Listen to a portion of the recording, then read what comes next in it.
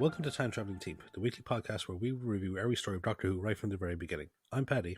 And I'm Tricia. This week we join the Doctor, Romana and K9 as they find themselves caught up in an intergalactic situation straight out of myth in the Horns of Nimon.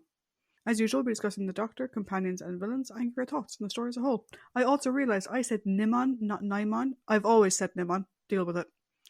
Yeah, I think much like Doctor Who in general, people always seem to have different pronunciations of stuff. So, we would also love to hear your thoughts on how to pronounce Nimon or Nimon and the story in general. So you can join us in the discussion. You can check us out at Time Teamp, that's TIMETEAMP, on Facebook, Twitter, and Instagram, or you can email us at timetravelingteam@teamproductions.com. But first and foremost, as always, I shall give the story recap. Part 1. On board a large star cruiser, the pilot and co-pilot bicker back and forth over the state of their antiquated equipment. An alarm starts to go off and the pilot berates the co-pilot for ignoring protocol and not rerouting the subroutines through the backup system. The co-pilot says that the process takes hours, but the pilot says that they are still 12 hours away from their homeworld of Skonos. He then reassures the co-pilot that their patron, Nimon, will give them the equipment that they need so long as they follow his orders. The co-pilot then goes back to check on their cargo, which is a group of young men and women from the planet Aneth, and he mocks them for their cowardice. He goes back to the bridge and convinces the pilot that they can take a shortcut to get back to Skonos, but it will need the primary flight system. Unfortunately, the system overloads and the pilot berates him, saying that the autopilot is no longer functioning and that they are drifting off course. They struggle to get it back on course, but the ship is racked with explosions, which sends it drifting off into space. Meanwhile, on the TARDIS, the Doctor is tinkering with the power console in an attempt to immobilize the ship whilst in the time vortex. However, K9 informs him that they are still moving and picking up speed. Romana enters the console room just as the ship lurches and they all struggle to stay upright. Romana says they must be near a gravitational field of some type, but the Doctor says that he wouldn't have risked doing his adjustments if he knew they were near one. He uses the external view screen to see what's outside and all they can see is blackness. Romana says that they could be entering a black hole and points out that they can't dematerialize because of the Doctor's adjustments. She tells him to put everything back together again, but he ends up causing several bangs that damage the console. Suddenly, Romana points out the damaged Skonon ship and says that it is the source of the gravitational field. On board the Skonon ship, the co-pilot regains consciousness and sends a distress signal back to Skonos. In the Imperial Palace on Skonos, Commander Sorak watches Grand Leader Saldid emerge from the wall after having come from an audience with Nimon. He reiterates the promises that Nimon has given them in order to help bring about the glory of their empire again. Back in space, the TARDIS crashes into the Skonon ship and becomes wedged in its framework. The Doctor says the ship looks to be centuries old and that he wants to take a look at it. Romana asks how they will get into it, and the Doctor says that he will make a tunnel using the TARDIS's door's force field. They get inside and see that there's hardly any light. They find a supply of ore encased in a bubble, and Romana warns that it could be radioactive. After getting K9 to confirm it, the Doctor tells him to go back to the TARDIS and get started on the repairs whilst he and Romana continue to explore the ship. They make their way into the cargo bay where they discover the group of youths, and the Doctor tries to put them at their ease with a bag of jelly babies. They rarely take them, and the Doctor introduces himself and Romana. One of the young men introduces himself as Set, the Prince of Aneth. Romana asks where they are going, and Seth and one of the girls, Tekka, say that they are bearers of Aneth's tribute to Nimon. Suddenly the ship rumbles as another object collides with it, and the Doctor expresses his belief that some unknown force is creating an artificial black hole. Romana agrees with his theory, pointing out that the gravity in the ship has been slowly but continually increasing. Seth asks what's going on, and Romana begins to explain the nature of the singularity to him. The Doctor interrupts, saying that they need to speak to whoever is in charge. Just then the co-pilot emerges, brandishing a blaster, and demands to know who they are. The Doctor instead offers to help them get out of the gravitational field, and the co-pilot leads him and Romana to the bridge. Once there, they see the pilot is dead. The co-pilot says that the most important thing now is to keep the cargo safe, and Romana says that it is the ore. He retorts that he means the sacrifices. At that moment on Skonos, Sarek reports that the missing ship to Saldid, who angrily tells him to find it so that they can deliver the sacrifices. He then goes to inform Nimon. He returns through the wall that he earlier came from and goes to Nimon's lair, which is a laboratory filled with advanced tech. Saldid then recoils in fear when Nimon, a minotaur-like creature, approaches. Back on the ship, the Doctor comments on the antiquated nature and all the ad hoc repairs that have been done to it throughout the years with new equipment of a different technological level.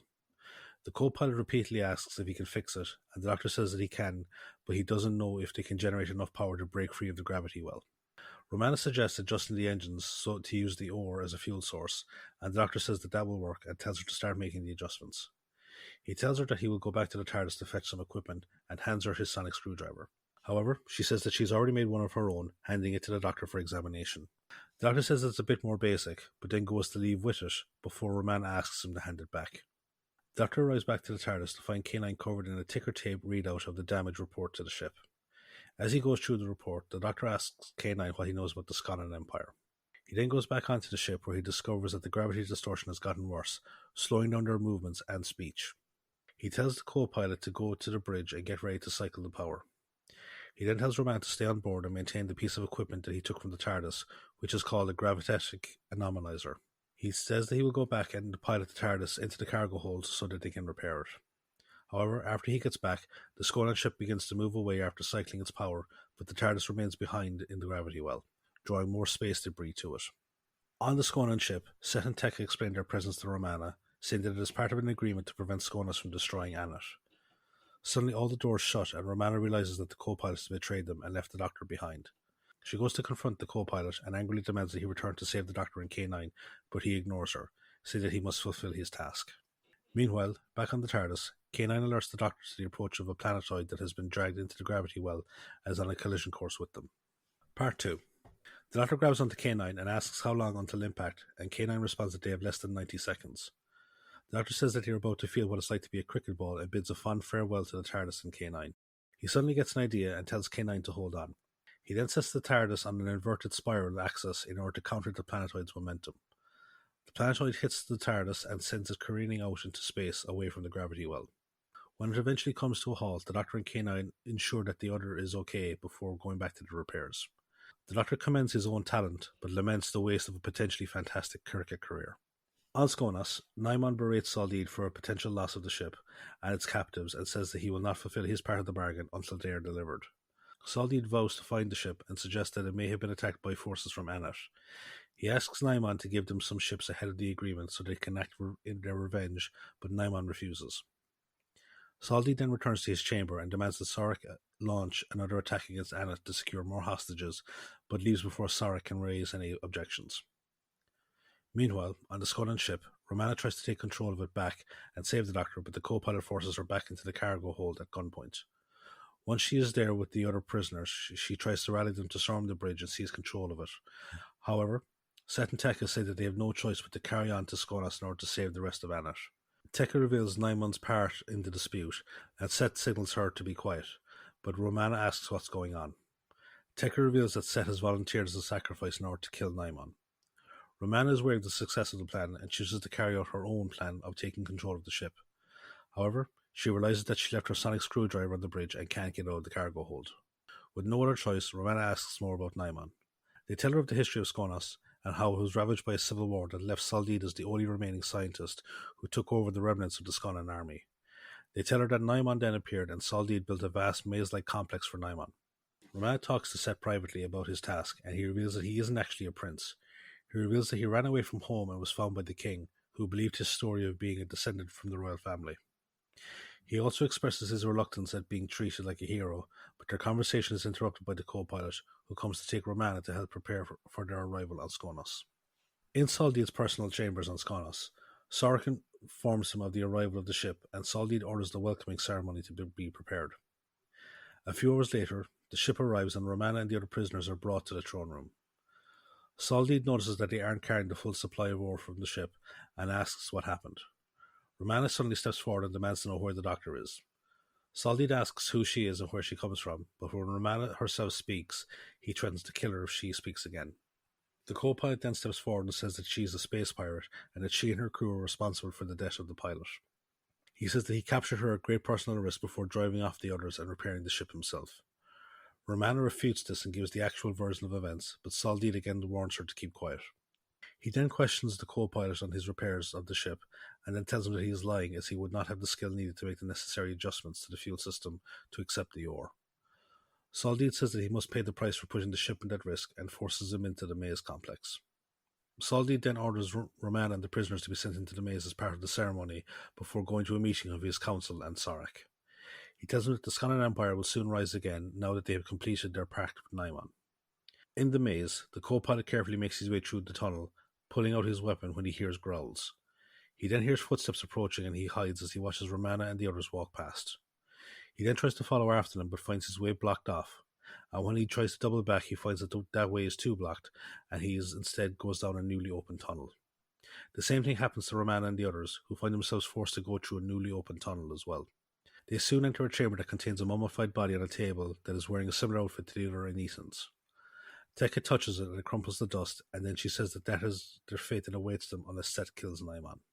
Meanwhile, after much trial and error, the Doctor manages to repair the flight controls of the TARDIS, and he says that they can go to Skonnos to retrieve the gravitic anomalizer and Romana, after being reminded by K9. They eventually arrive and they do a scan of the planet as they approach. They find the capital city, and the Doctor spots Nimon's complex, which is designed after his horned head. K9 says that it has a defense shield around it that they can't get past, so the Doctor says they can land in an adjacent building.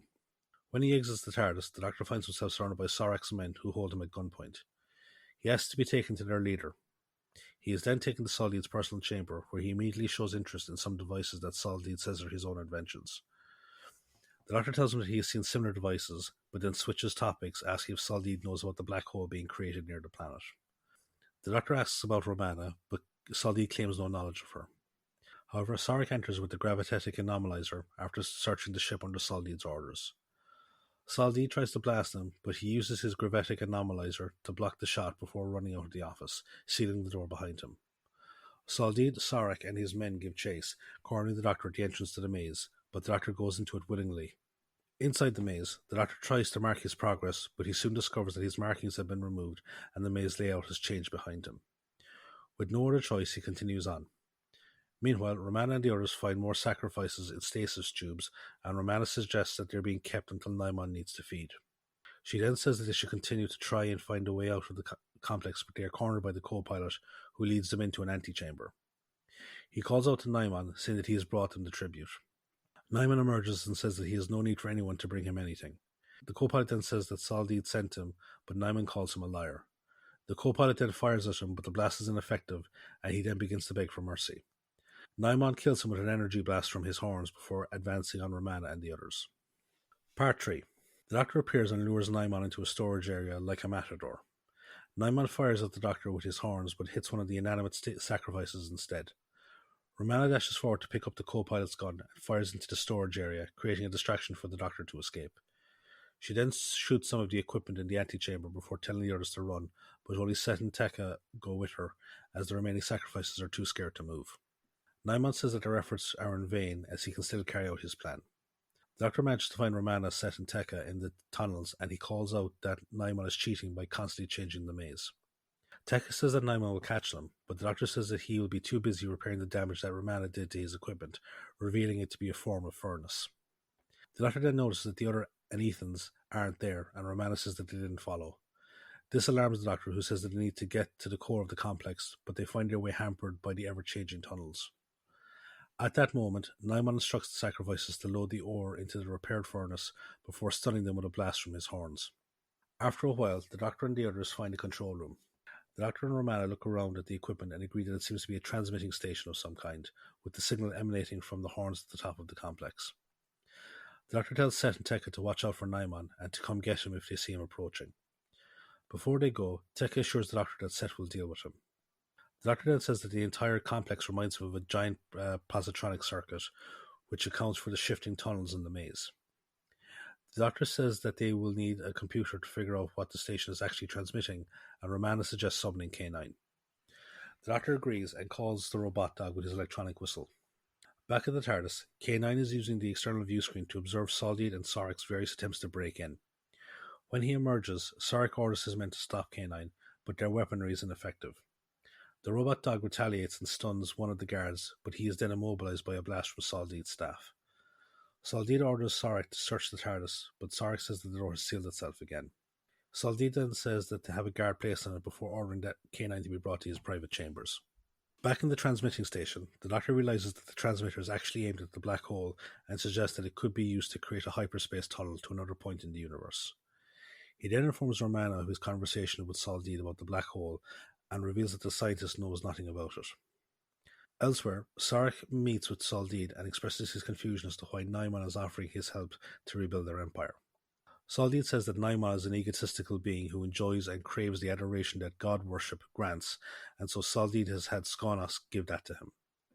In return, he explains that Nimon will pay back this adoration and blessings of technology and weaponry, which will lead to further worship. However, Saldeed assures Sarek that he is the one that is in charge of the relationship, not Nimon. At that moment, Nimon is stalking the tunnels of the maze, and Set sends Tekka back to warn the Doctor, assuring her that he will fight Nimon when the time is right. Tekka goes back to the transmitting station and informs them of Nimon's approach, but before they can leave, Set appears and says that Nimon is right behind him, and that they should hide. They all take cover as Nimon enters and begins to work at the various pieces of equipment. The Doctor tries to get a closer look at what he is doing, and Romana tells him to be careful. However, he can't determine what Nimon is doing, but confides to Romana that it may already be too late to stop him. At that moment, the horns at the top of the complex begin to glow. Saldeed tells Sarek that the time of the fulfillment of their pact has come, and he goes into the maze to confront Nimon. In the transmitting station, the Doctor and the others watch as an egg-shaped craft appears, and Nimon goes to open it. 2 more Minotaur-like creatures emerge, and Nimon welcomes them to their new homeworld, revealing to the others that Nimon is the name of their species. One of the newly arrived Nimons congratulates his Skonon counterpart, saying that their own homeworld is near death, and he completed his plans just in time. They then leave to carry out the full migration of the rest of their species. The Doctor and Romana explain to the confused Set and Tekka that the Nimon have created black holes to instantaneously travel from their own homeworld to Skonos. The Doctor says that more planets may have possibly been fooled by the Nimon, and that more hyperspace tunnels could be being created. He tells Set and Tekka to go back on guard before giving his sonic screwdriver to Romana so that she can examine this Nimon craft. The Doctor tinkers with the transmitter and tells Romana that he thinks he can possibly reverse the hyperspace tunnel back to its origin point of the Nimon's homeworld and send them back with it. Set and Tekka suddenly come back and say that they can hear someone approaching, but the Doctor ignores them as he pulls the lever on the machine. He calls out his success to Romana, but discovers that she is missing, and he realizes that she must have still been in the ship when he reversed the tunnel. He says he would have to undo the reversal, but suddenly Saldeed arrives and tells him to step away from the machine.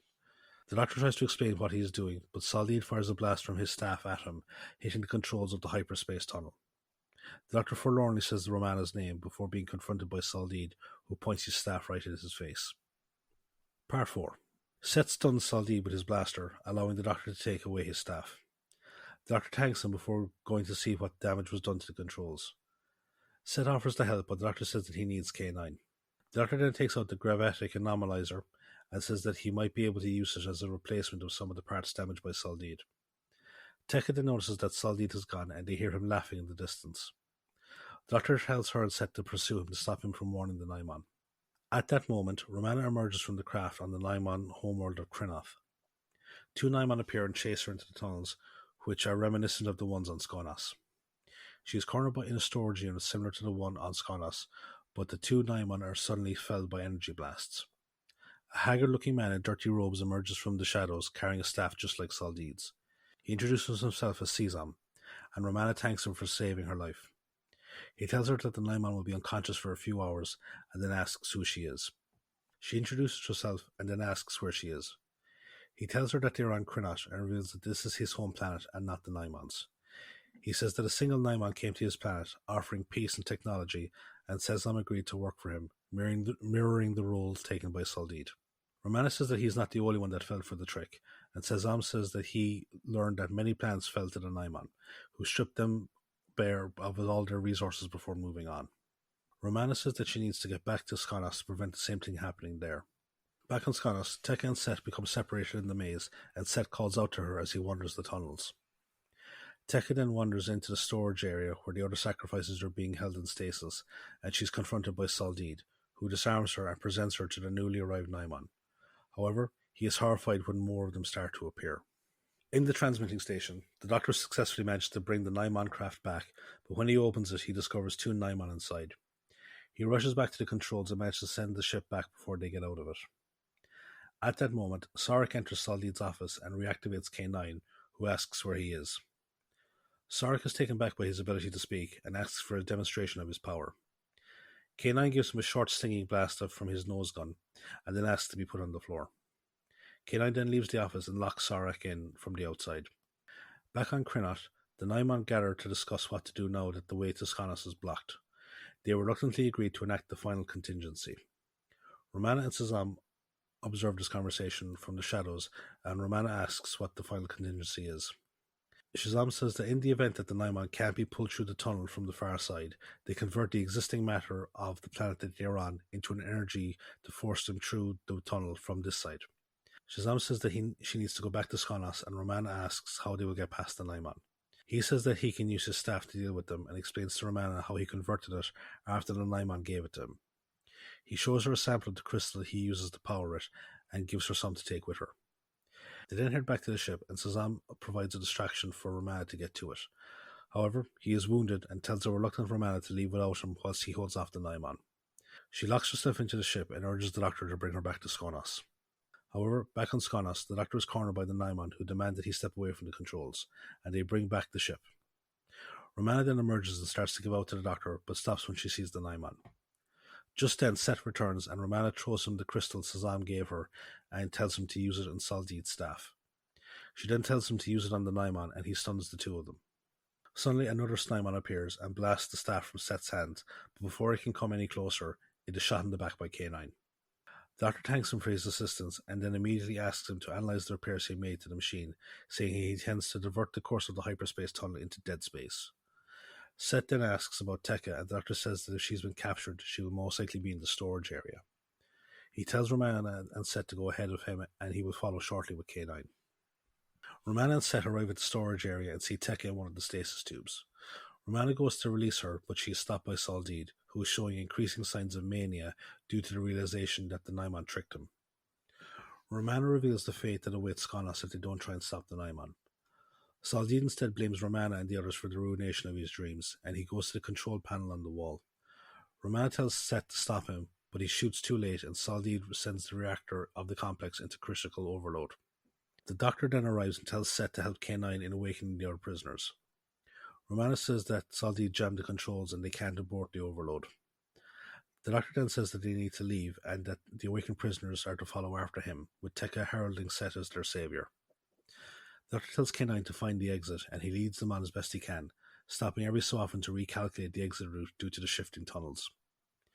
He eventually leads them out where they find Sarek and the Council assembled, demanding to know what is going on. Tekka says that Set defeated the Nimon, but the Doctor and Romana tell everyone to get away as the complex explodes. Later, in the TARDIS, an exasperated Romana watches as the Doctor tinkers with the control console again, asking if he has learned nothing from his experience. He gleefully ignores her, and she then asks what Skonos will be like with Sarek in charge.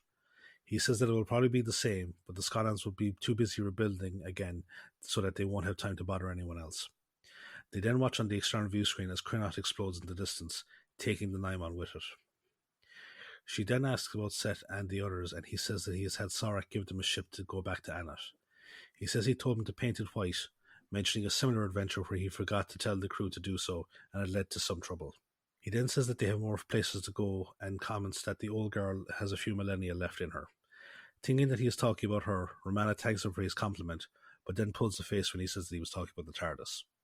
End of the story.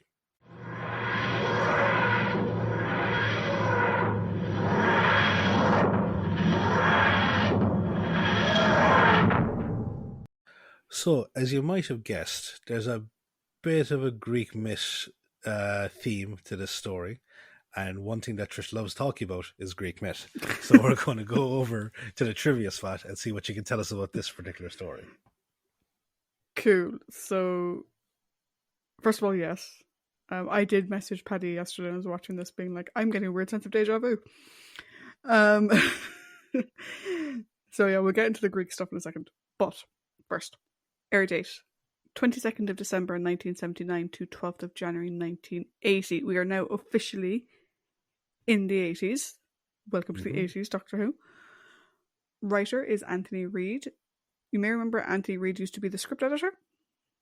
This is the only story he wrote under his own name, but he did collaborate with Graham Williams under the pseudonym of David Agnew to do The Invasion of Time. So, Anthony passed away back in 2015. The director is Kenny McBain. This is the only Doctor Who directing credit for Kenny, and he passed away back in 1989. So the story's working title was just Horns of... Okay, I'll say it properly. Horns of Nimon. So just minus the, basically. Mm-hmm. And as Paddy mentioned, there's a bit of a Greek theme. The myth of Theseus and the Minotaur. So several names are anagrams or near anagrams or like clearly influenced by names from the myth. So Athens becomes Aneth. Knossos, which is the city in Crete where the Minotaur was, becomes Skonos. Theseus becomes Seth.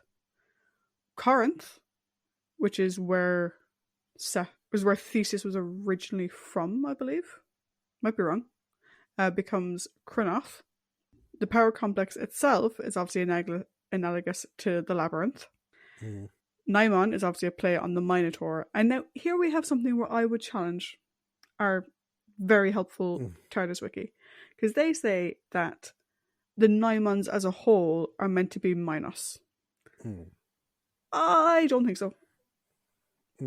Like, Minos is the guy who holds it against Athens and who throws people to the Minotaur. I wouldn't say the Nimons are analogous to Minos. But I'm sure we'll discuss that when we talk about characters later on. Because I will not lie, I spent a large portion of this story going, and who are you? And who are you? And who are you? Yeah. There's an awful lot of and you're based upon this person, yes? Are you based upon this person? No. Yeah. The other thing and the other sort of more direct reference to the Theseus myth, for anyone who didn't pick up on it with all of the stuff I get given, is the Doctor's line, "I'm glad I reminded them to paint their ship white. Last time anything that's happened, completely forgot, caused quite a hoo-ha." Now, this ties back, to Greek mythology, where Theseus leaves Athens, goes to Knossos, kills the Minotaur, escapes, stuff happens. But the whole idea was that his father, Aegeus, was standing on the cliffs and would wait for their ship to sail back. If the ship had black sails, then it meant that Theseus was unsuccessful. And so the Prince of Athens is dead. If the ship had white sails, it means that Theseus was successful and he was alive. I have issues with Theseus in general, which may be a conversation for another day. Dumbass fucking forgot to change the sails. Aegeus saw black sails and jumped off the cliff in despair. Yeah, because depending on the tellings, some of it is he's drunk from partying too much in celebration and forgets to do it. Others is just he simply fucking forgets to do it. I have issues with Theseus, and I'm sure we'll come up at several points throughout this.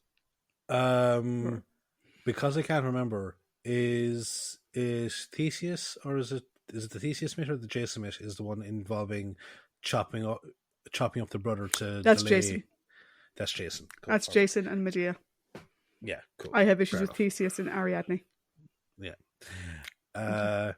Also, possibly another connection to ancient Greece. Skonons in general might be analogous to the Spartan kingdom.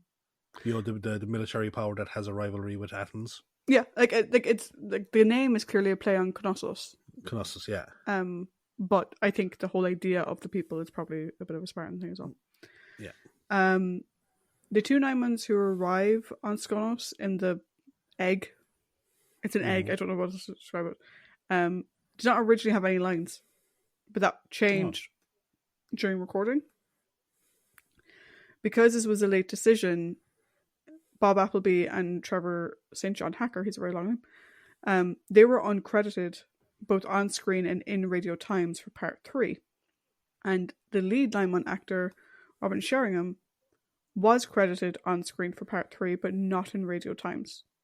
Apparently Radio Times said that the reason for this was due to a lack of space in the issue, when Graham Williams asked, "Why are people missing?" What the hell? Both the pilot and co-pilot are unnamed on screen, but they were given names of Sekoth and Sardor, respectively, in Terrence Sticks's novelization of the story. This is just names he made up. It doesn't come from anything in the story. You may have noticed that the Nimons are quite tall. They wore 10-inch platform heels. to give them their height. Yeah. And all I can say is the lead Nimon, that poor fucker, because there's moments where he has to check the machines, and they set certain dials to be quite low. So he obviously can't bend over properly, so he has to do this sort of like wide leg spread crouch thing. Yeah. In order to check the dials. Yeah, because like the bull heads are like big kind of like styrofoam fucking bull heads that they're wearing, like. So Soldeed's death scene, which I'm sure we'll talk about more later on, while yelling, "You're all doomed, all doomed," and the fact that he's like laughing hysterically. The line was scripted. The laughter, not so much. That was the actor corpsing while trying to deliver the line. But also he thought it was a rehearsal. He didn't think that was the version they were going to go with. When he does it that way, it reminds me of like in The Simpsons, like when Homer's like trying to destroy his trampoline, and he's like, "You're like someday you'll rust, I tells ya," and he just goes into maniacal laughter. Malcolm Terrace, who plays the previously mentioned co-pilot, he ad-libbed the line "weakling scum," which I don't know why. I just remember in my head, like, is he trying to channel like Star Wars or something? You know, but I think it's a bit too. Or I don't know if rebel scum had become a thing at that point. The scene where the Doctor gives K9 mouth to mouth after K9's head fucking spins upside down. Yeah, that was an ad lib by Tom. Thought it'd be funny to give K9 mouth to mouth. I'm going to go through a few bits here now that technically I should probably cover next week, but we mentioned before that next week Paddy and I are discussing Shada. But Shada was never actually produced and aired at the time. The production was abandoned. So Horns of Nimon, from a airing perspective, was actually the season finale for this season of the show. Now, Paddy and I will treat next week as if it's part of the season, but with that in mind, for a viewer at the time in January 1980, this story marked the end of several eras of the show for people watching at the time. This is Graham Williams' last story. It's the final script edited by Douglas Adams. It's the final story in which David Brierley voices K9. Thank God.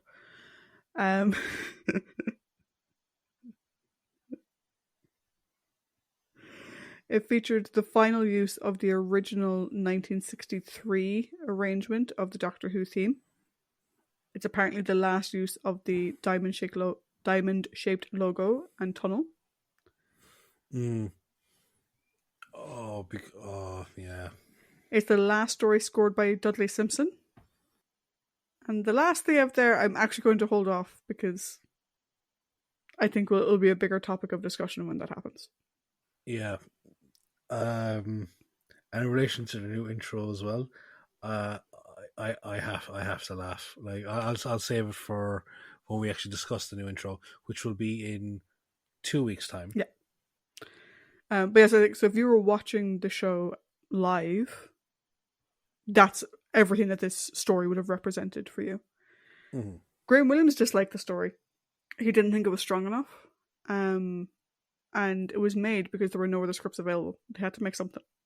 The reason why he put it in this slot was that he thought that it would be forgotten once Shada started transmitting.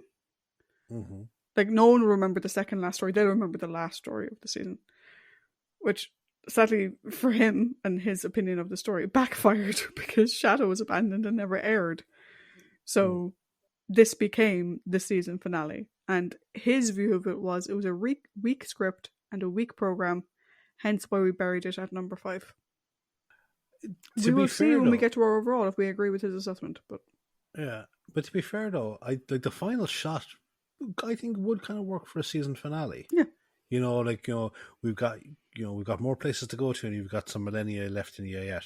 That does seem like an end of a season type. Line. I'd agree. So, on to our cast. So, as Seth, we have Simon Gibbs Kent. This is the only Doctor Who acting credit for Simon.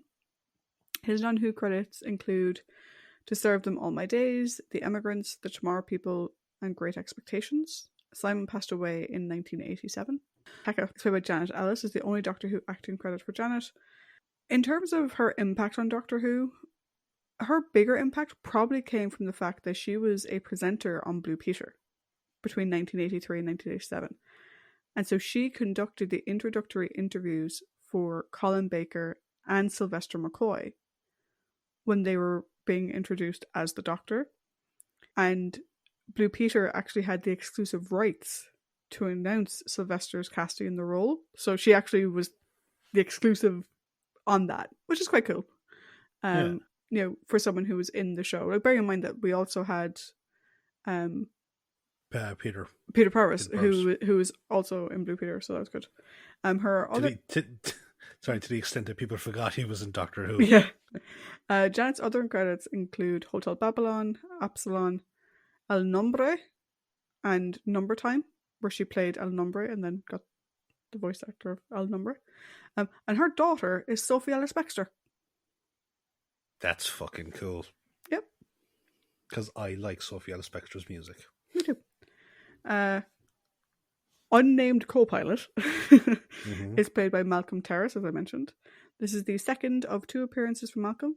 We previously saw him as Etnan in The Dominators. His non-Who credits include The Great Train Robbery, The Bounty, Chaplin, Coronation Street, and Emmerdale Farm. Malcolm passed away back in 2020. Shazam. You pronounced it like 3 different ways. I don't know which one. I can't even remember which one it is now. Yeah, my mouth was like going, no, I ain't cooperating with this one. He is played by John Bailey. This is the third and final appearance by John. We previously discussed him as he played the Commander in The Sensorites, and he was also Edward Waterfield in The Evil of the Daleks. I knew he looked familiar. Yep. Sorak is played by Michael Osborne. This is the only credited Doctor Who appearance for Michael. However, he does have another mythology connection with Doctor Who, because he had an uncredited Citizen of Troy appearance in The Mythmakers. And he was also an uncredited slave guardian in the Ark.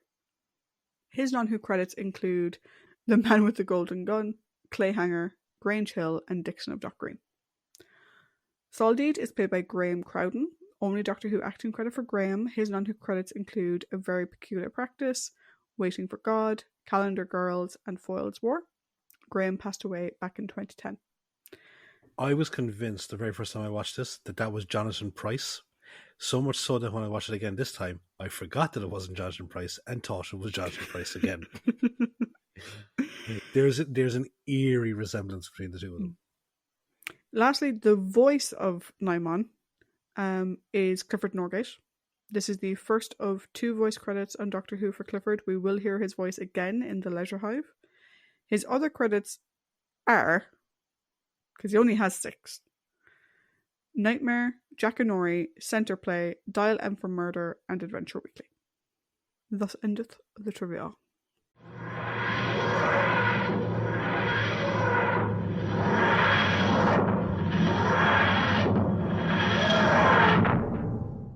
So, you done story summary. I done trivia. Now it is time to talk characters. Yes. So, we have the Doctor. Duh. We have our companions. I just put Roman and K9 as the companions. I don't think the others deliver enough to actually be considered as a story-based companion. Yeah, I'm the same. I just have the... I for some reason nearly said the gruesome twosome. They're not gruesome at all. The ever-present twosome. Then we have the prominent characters. Now, 2 of these you may disagree with me on. Okay. So I have Seth. Tekka/Tika, whatever the fuck her name is. Sesam/Sesam/Shazam, whatever the fuck his name is. And then I also put Sorak and the co-pilot, because Sorak in particular, I would just say, if anything, is a prominent character. The co-pilot is a villain, but like, he's nothing, like he's just a... Oh, whatever. Do you know what I mean? I would say he's a asshole of a prominent character. But he's not a plot driving, like he is not the one orchestrating the whole thing, do you know? I would say, yeah, Sorak, prominent character. But I would put the co-pilot firmly in the villain camp because of what he represents and what he does throughout the story. I suppose when you consider more what he does to the I've forgotten. what they're... To the Anethans. Yeah. Yeah. By the way, through this, if I refer to them as the Athenians, just accept it. Yeah, we're probably going to like do a lot of like interchanging of the Greek Yeah. name and the real name. yeah. But actually, no. Yeah, actually, the more I think about it, the way he was with them. Yeah, no. Okay, we'll move him down. The guy is like, he is a straight up fucking Gestapo-esque Nazi. Like, Yeah, and we can talk about it more when we get to it. Yeah. And then our other villains are Saldeed and Nimon number 1 / the Nimons. The Nimon race. Yeah. So back up to the top. Mm-hmm. Paddington, thoughts on the Doctor, please? You're welcome. A cricketing fancy, Doctor? Foreshadowing something to come, perhaps? But then again, you're having a bit of a throwback to your previous incarnation with the constant fucking tinkering. The constant tinkering. I don't know about you, but this felt very Doctor Light. Like, most of the story, he seems to be either tinkering with something or wandering around the tunnels of the fucking maze. It sort of reminds me, and I didn't see it in the trivia, but it reminds me of, particularly back in Bill Hartnell's era, when we'd have one story where one of the people was on vacation. Mm-hmm. And so they might appear in the beginning and they'll appear at the end, but not in the middle. Or pre-filmed inserts or something. Yeah, and at some points it kind of reminded me of that, because it's Romana who does a lot of the interaction with our story-based characters. So yeah, it did feel a little light on the Doc. Now, had some great moments, not gonna lie. Yeah. It did feel like he was sort of off to the side on his own. Not involved in the story at all. Like, barring he's probably the only one-on-one conversation he has with Saldeed in Saldeed's office. There's no real Doctor versus villain moment. No. It is kind of cool to see him encounter a race that he's never heard of before. In terms of the Nimon. So that's always fun, because like, going back to the early days, as you said, Hartnell, going back to when we first meet the Daleks, and like seeing this race you've never encountered before, and seeing just the level of the evil that they can bring about. Because, kind of spoilerish, Nimons, I think, are kind of a fascinating villain to have.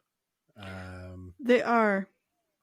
And I would kind of put them up there with...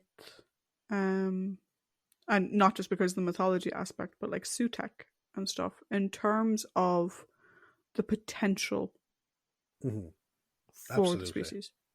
Yeah. But we'll talk more about that when we get to the Nimon. Like, as I said, like, Saldeed is the secondary antagonist of this whole story. And even then, if we don't get any of those, moments that we've talked about, like when Tom and the villain of the week or the villain of the story are back and forth with each other, it can be brilliant, Like, we've talked about what is it? The pirate captain. We talked about Davros. We've talked about Sutek.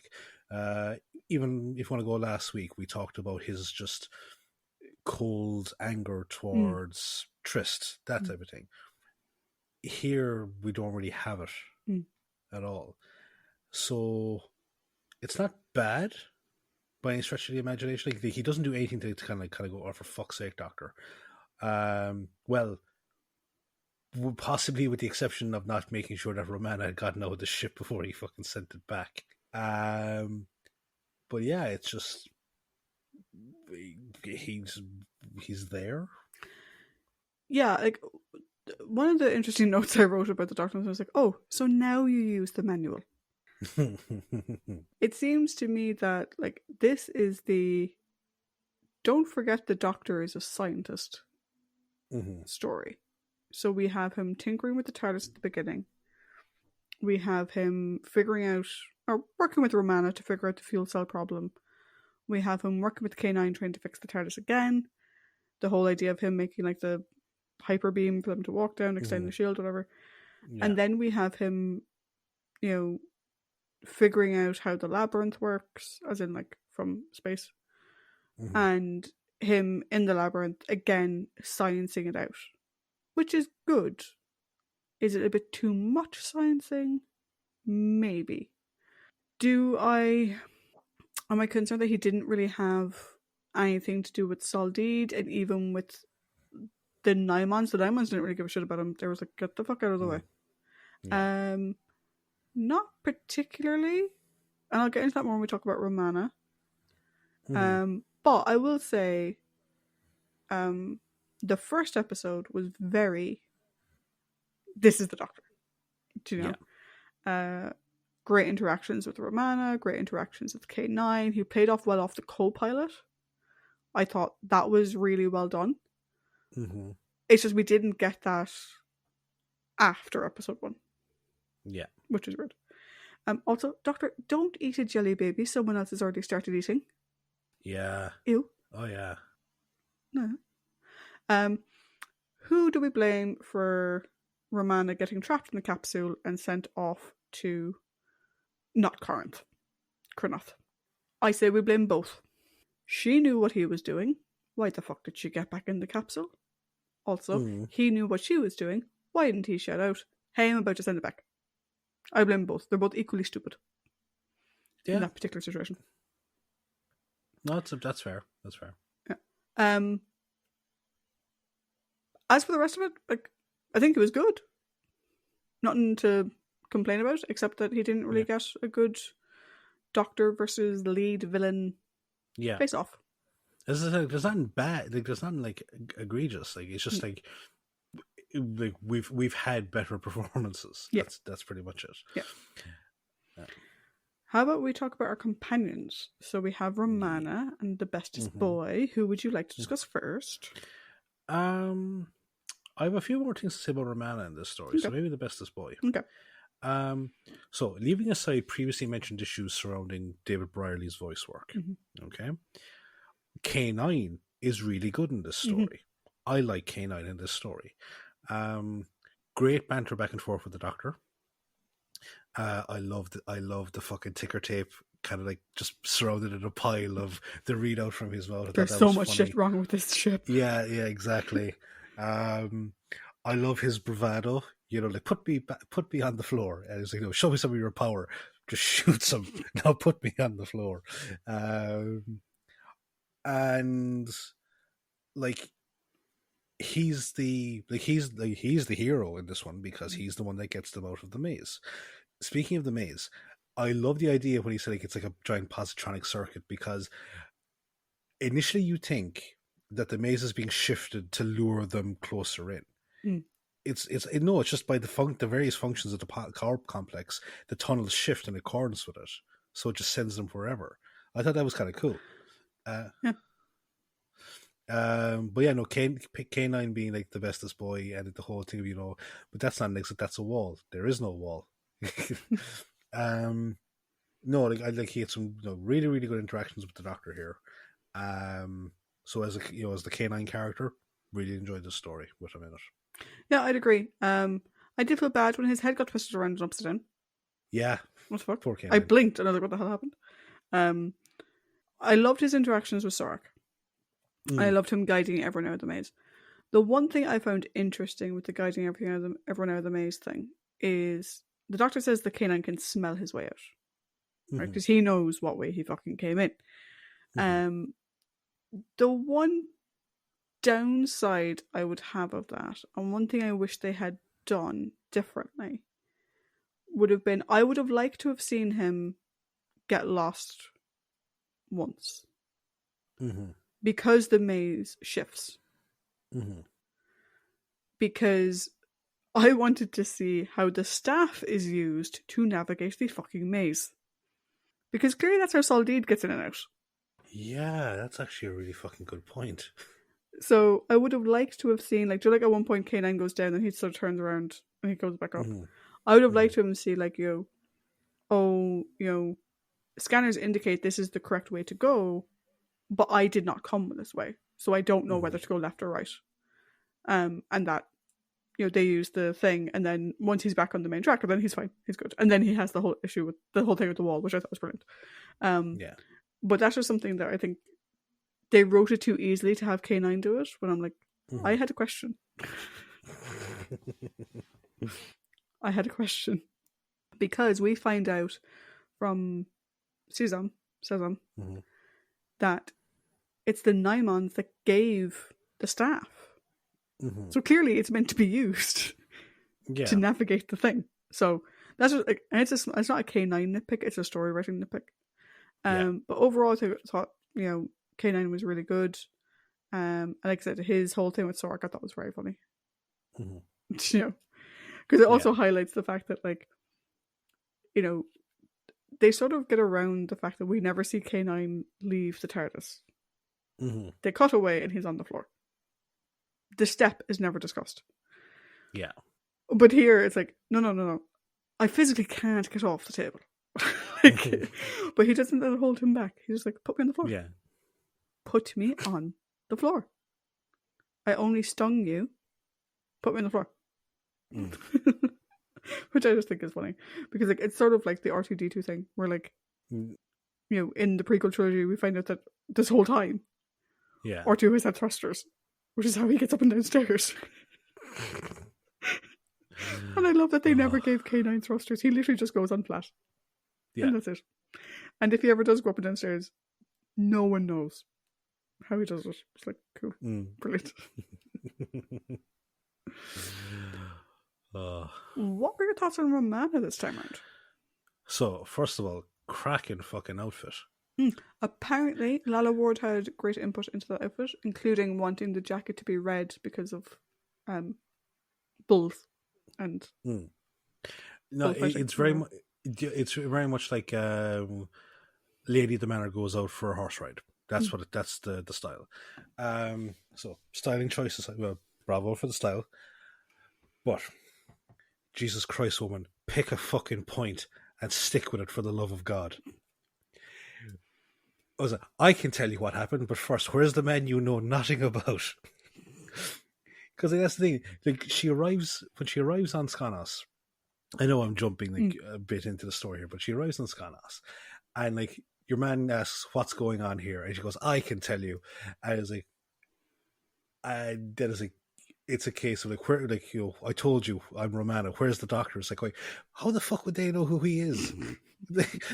And then it's like, I'm from Gallifrey. That means anything to you? And it's like, you're all over the place with this fucking dynamic thing. Just say what happened. Pick a fucking lane, lady. Yeah, that's it. Just like pick a fucking point and stick with it for the love of God. I talked about it last week, where Lala seems to be more confident in her role now, and that confidence is continuing here, which is like, it's great to see her. It feels more natural in the role now. Like, and she has some really good parts of it here. Like, I love the whole thing with her sonic screwdriver. Like, the doctor's like, oh yeah, it's kind of basic, and then he gives her his one, but she's like, give me back my one, please. I don't need this old archaic piece of whatever.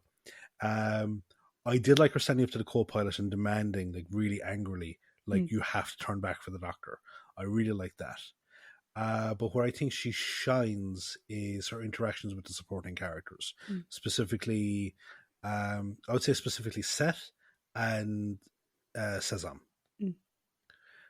Because, like, she acts more like a confession booth for Seth for his own fucking bullshit, or not his own bullshit, but like for his own issues. And then with Sezam, the fucking the guy, she's a beacon, like, inadvertently she's a beacon of hope or a beacon of redemption for him, because his thing is like that, and she doesn't hold what happened on Cronot against him, which I think is good for him. Because, like, you're not the only one that fell for this trick. And like, it's really good, because I feel like the earlier story Romana, or the earlier versions of Romana, like, or start of the season Romana, would have probably said, "Oh, well, why didn't you ask questions?" Or like would have kind of held it against him. Mm. Whereas here, like it wasn't your fault. Mm. So I liked that regards. But then there's stuff to kind of like, as you said, he says he's figured out what to do. Why would you get back into the ship? Why would you leave your sonic screwdriver on the bridge with the fucking giant space racist? Why do you incoherently fucking babble questions to people about stuff that they don't know? It's a mixed bag. It's a better mixed bag than we've had previously, but it's still a mixed bag. This is actually my favourite Lala Ward performance. And people probably know what I'm going to say. Because it was the most like Mary Tam. This was Romana 1. This was Romana 1. Like, the vast majority of this, the way she carried herself, the way she spoke to everybody, the way she spoke to Seth and Sesam, and the way she like went hell for leather against the co-pilot and Soldeed, I'm just like, hello Romana 1, I have fucking missed you. I'm glad your personality has reasserted itself. So, I'm going to ask you a question now, right? Is this a case of what we would normally hope is the core tenets of the character, the through line through the regenerations, like minus the personality quirks? Is that this case, or is it what we were talking about before with the weird fuckiness of the regeneration, in the sense of because she voluntarily chose it, has she just changed her face, but she's still meant to be Mary Tam? I don't think it's either of those things, to be honest. I don't think they put enough thought into it to be either of those things. Okay. They didn't treat her regeneration like a doctor regeneration. So I don't think, production-wise, it's either of those. Okay. I think, canonically, I could definitely see it being the second of those things. That it's she just literally changed her face, but it's still... Yeah, it's still Romana 1 inside. Mm-hmm. She tried out a few different things with her personality and whatever, and she reverted back to, smart ass, fucking, caring for the people. Like, everything that she learned here is Romana. Because I don't see the previous stories this season leading to this Romana. Yeah. Do you know, like, I don't see the character development there, whereas we did see the character development last season with Romana 1. Now, what I also think it could be is that this is the only story written by this particular writer. And I'm wondering if he wrote his story based off having watched the previous season. Quite possibly. Do you know? What I will say is that, like for me, this was Lala at her most Romana 1. The way she carried herself, her tone of voice, there was none of the little girl fucking weirdness that she'd been doing for some of the previous stories. And when she's not being Romana 1-esque, it feels weird. For example, when she says, like, oh, we could, like, use the thingy for the engines or whatever. And the doctor's like, that's a good idea. I wish I would have thought of that. And she was like, you would have thought of it eventually. But it's not playful ribbing of, she would have thought of it eventually, you fucking dumbass. It's like, no, you would have, because you're amazing. I'm like, okay, that bit was weird. I love that she made her own Sonic. It's fabulous. Dumb of her to leave it behind in the bridge. What I found interesting in this story, and this is why I wonder, particularly as someone who has struggled with this iteration of Romana, this is why I actually don't mind the Doctor wasn't as present. It's because we got to see Romana take the lead. Yeah. Which I actually really enjoyed. So it's interesting to see her being separated from the Doctor for so long and forced to drive plot. I love how protective she is of the Athenians. Fuck 'em. I love how she doesn't out Seth either. Do you know? Yeah. But she still defers to him. She talks to him. She doesn't talk to anybody else. I'll come back to that in a second. Because he is the de facto leader of this little group. I love the way she is with the co-pilot. Like not giving any shits or whatever to what he has to say, just whatever. Her relationship with Sezam is lovely because, again, it shows her humanity. And I think particularly if you compare it to something like City of Death, where you're like, where the fuck is her humanity in City of Death? She's just completely fucking off the rails different. Do you know what I mean? I think that's lovely. Yeah. But the best for me is when she takes Soldeed apart. I fucking loved it. How many Nimons did you see? How many Nimons? Oh, yeah. It was brilliant. The delivery was great. The lines were great. Whatever. That for me made up for, all of the like random shit that she did. The getting stuck in the fucking egg meant that she had to have the great relationship with Sezam. The stupid stuff with Soldeed at the beginning of like, where is the doctor? Who is the doctor? Why is the doctor? Like, that whole thing. I'm like, the way she takes him apart at the end, I fucking loved it. I thought it was brilliant.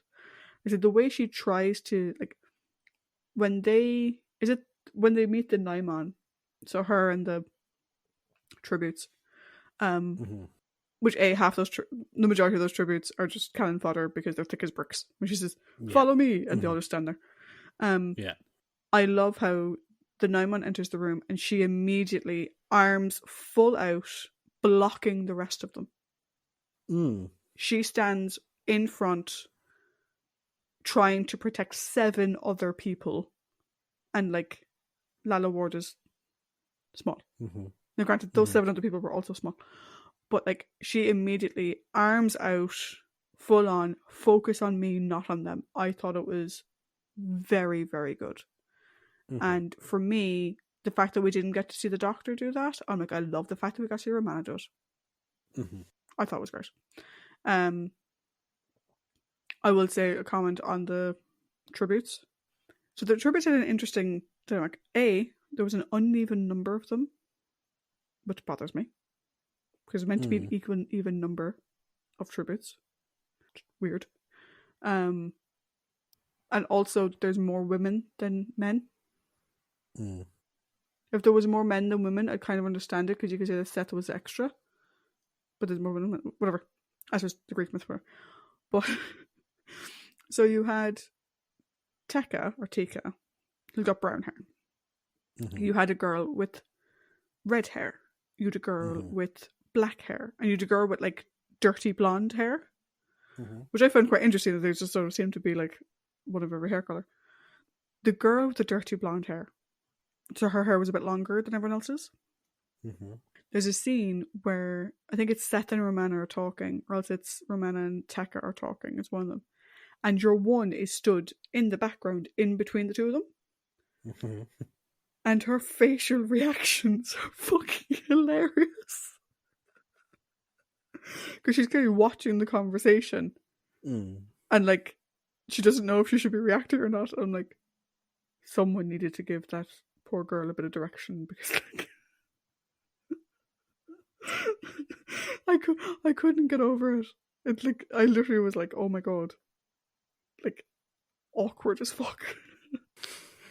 That's one of the things where you feel awkward by association. Yeah.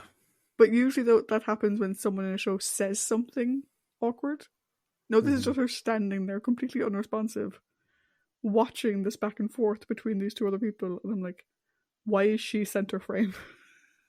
I have to say, I didn't notice that. Go back and watch it. It's very funny. But yeah, I think this is the first full-on positive thing I've had to say about Romana all season. Outside of her silliness. Outside of her silliness at points. Yeah, but overall, I would consider this to be a positive. Yeah. So potentially something for the fucking best of. At least there's fucking something on the list. Yeah. That's cruel. Anyway, on to our prominent characters. Yes. So we've Seth and Tekka, Mm-hmm. Sezam, and then Sorak. Mm-hmm. So do you want to go by their in-story names? Or do you want to guess the mythological character? This is how I would do it.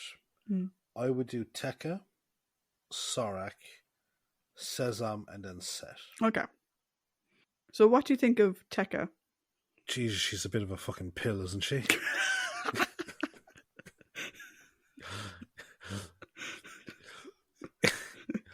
Yes, like, she is. Okay, clearly, you could put it down to maybe like nerves or whatever, in the sense that she's blinded to the truth of the realities around her because like she's nervous as hell over the fact that holy shit, I'm a tribute, or none of the other tributes have fucking ever returned from the place. It's like, but clearly, like, you know, Seth isn't the great hero you're expecting him to be. Like, he's like, Jesus, the guy's in a cold sweat half the fucking story, and it's obvious as hell like that he's not.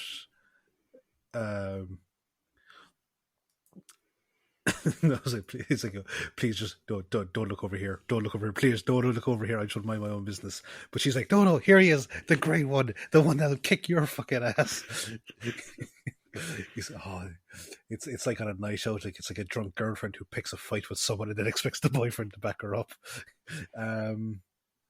So I think she seems to be more devoted to the idea of Seth than Seth himself. Yeah.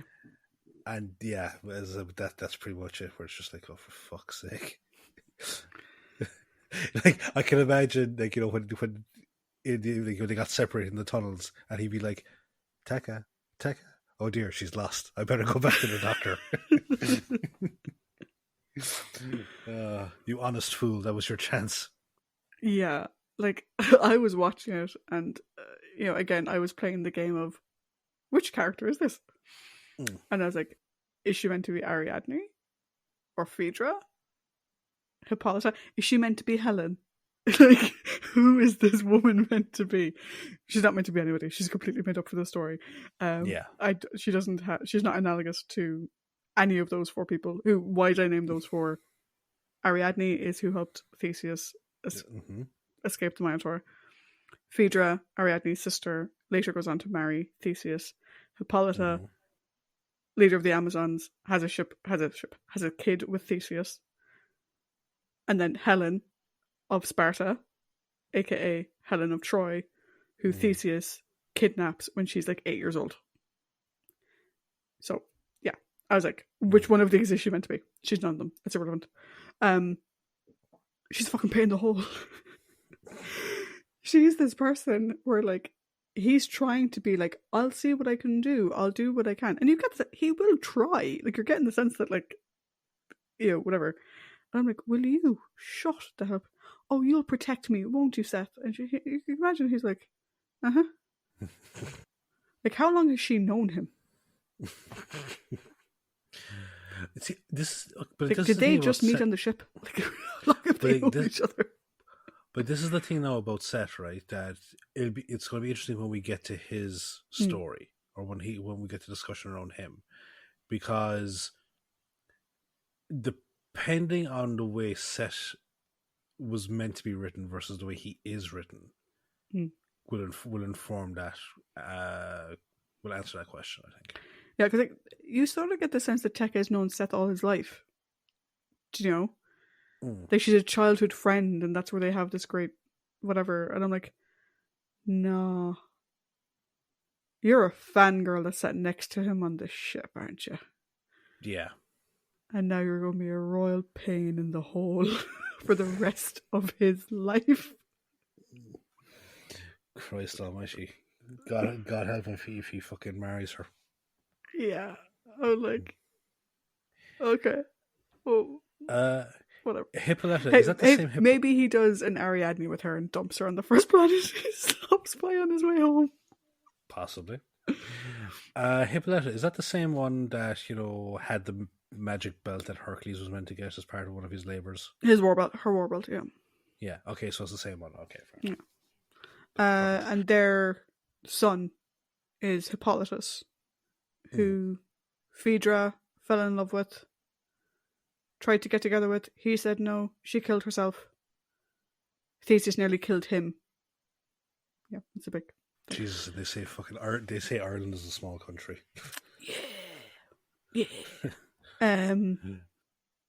But yeah, Theseus. We'll get to him in a second. So now then there is Sorek. Mm. And Sorek is an interesting one because I had initially put him down. I had him initially put down as a villain mainly because of the last thing that's ever mentioned about him, which is Romana asks, "Oh, what will Skonos be like now with him in charge?" And the Doctor says, "Pretty much the fucking same."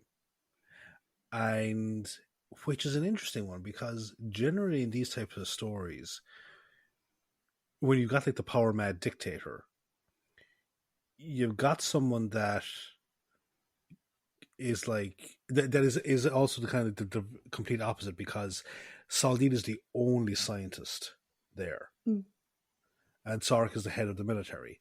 So, like, you think like that, especially with like a militaristic society like Skonos, that like he'd be either trying to continually usurp the power, or he wouldn't.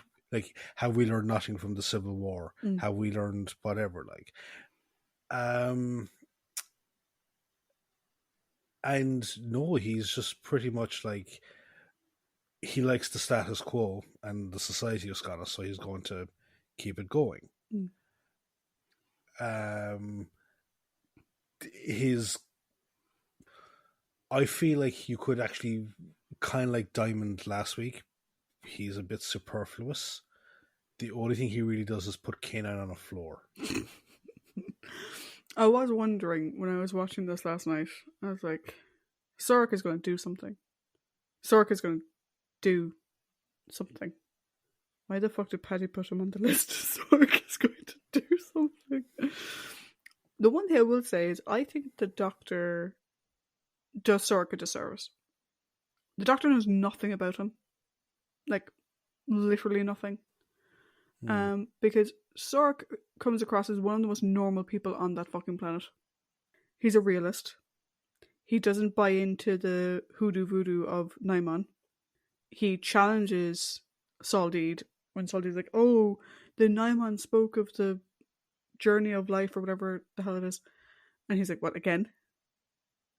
Like, whatever. Like, he takes an interest in K9. Yeah, he's like, K9 can bring power, but like, that's more a case of like, powers, weaponry, or whatever. But like, he is the most normal fucking person we meet from that planet. And I'm there kind of going like, given the fact that he didn't buy into the whole Nimon stuff, and he clearly was like getting ready to call Saldid on his fucking bullshit. I think to say that like their planet will continue the same way it was is a bit of a disservice. Like, will they continue to be militaristic? Yes. But in the same way? No, I don't think so. I don't think Sorek is that stupid. I don't think he was trying to call Saldid on his bullshit, like, because he raised the point of like, why is Nimon helping us? And then when Saldid's whole thing was like going, actually, I'm the one taking him for the ride as opposed to the other way around. He's like, oh yeah, cool. So well, yeah, but it's like he's clued in enough though to ask the question. Oh well, yeah. Do you know what I mean? No, granted that, yeah. But like, I still think he's like, to me, I didn't see any evidence of like, well, I think my way is better. No, but I think he was much more of a realist.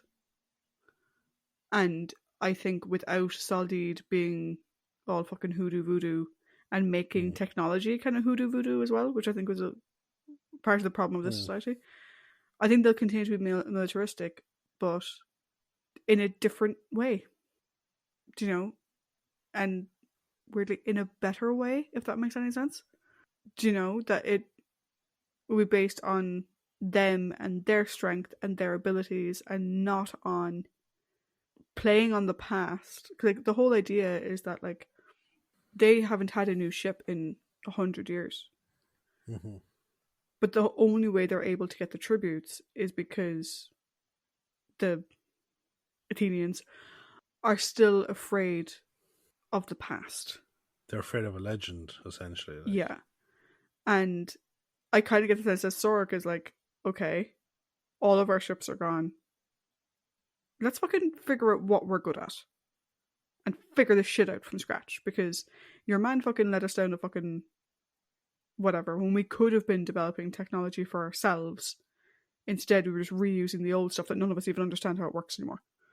Mm. Do you know? So I don't know. I kind of feel like the Doctor did him a slight disservice in the sense of like implying that they'd continue to do it in the exact same way. And he's I suppose that's fair because he's not also he's not a complete blockhead because he manages to reactivate K9 even though he has no idea how K9 operates. So it's like he tinkers. So yeah, like no, if as you said, like we will rebuild our society, and with his tinkering or like with his mindset for it, who knows where that will eventually lead to? Will they just become this militaristic planet, but not an expansive militaristic planet, or will they be more isolationist, kind of like the Amazons? Yeah, I think why I found it so interesting though is because I was trying to play the Who Is He game, and based on his name, the natural conclusion is that he's Icarus. Do you know? Particularly because like at the beginning, I wasn't sure if Solid was meant to be Minos or if Solid was meant to be Daedalus. But it's like if he's Icarus, then maybe the planet is doomed to repeat its former mistakes. Because he can either go too much in one direction or too much in the other direction. But he has the potential to fly the course. But he may choose to go too into expansionism or too into isolationism and therefore destroy them. But that was probably me reading way too much into it because I was trying to identify who each person was. I'm amazed you didn't come up with like a sort of a ship of Theseus type thing with the fact he said like it's an old ship but it seems to be having a lot of newer equipment put into it. Yeah. Well, it's because it's not their ship. It's not the Athenians' ship, so I didn't go for that. But yeah. I did spend ages going though. His name is Sork, and this is the other reason why I think he's Icarus. Mm-hmm. He wears feathers. Ah, yes, his feathered headdress. Mm-hmm. And I was like, "Ooh, is that meant to be like an Icarus nod? Maybe." It's kind of like when you watch. It's kind of like when you watch like the 2003 series of Battlestar Galactica for the first time, Lords of Cobol. Like, look, oh, they're Greek gods and all this type of shit. Yeah.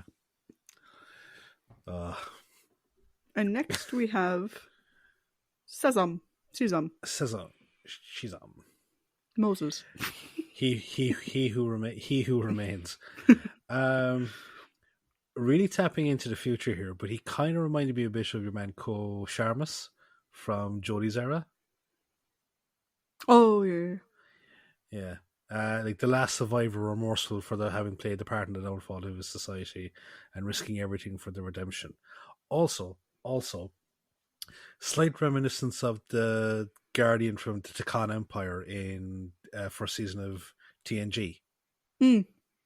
Yeah. But I think that's more so like aesthetically, as opposed to like the thematic one of Ko Sharmus. I like this, and it's the reason why I wanted to discuss him so close to the top of the prominent character tiers because like it's a short but it's a sweet appearance. Because again, his placement of the story helps sets the stakes for just how bad an invasion of the Nimon is. And it helps us connect more to the prominent characters in the story. It's a launching pad for the more emotional connection to Romana, or for Romana to have that more kind of Androids of Tara type sympathy and empathy that she has for the plight of the weak and innocent, or the destitute.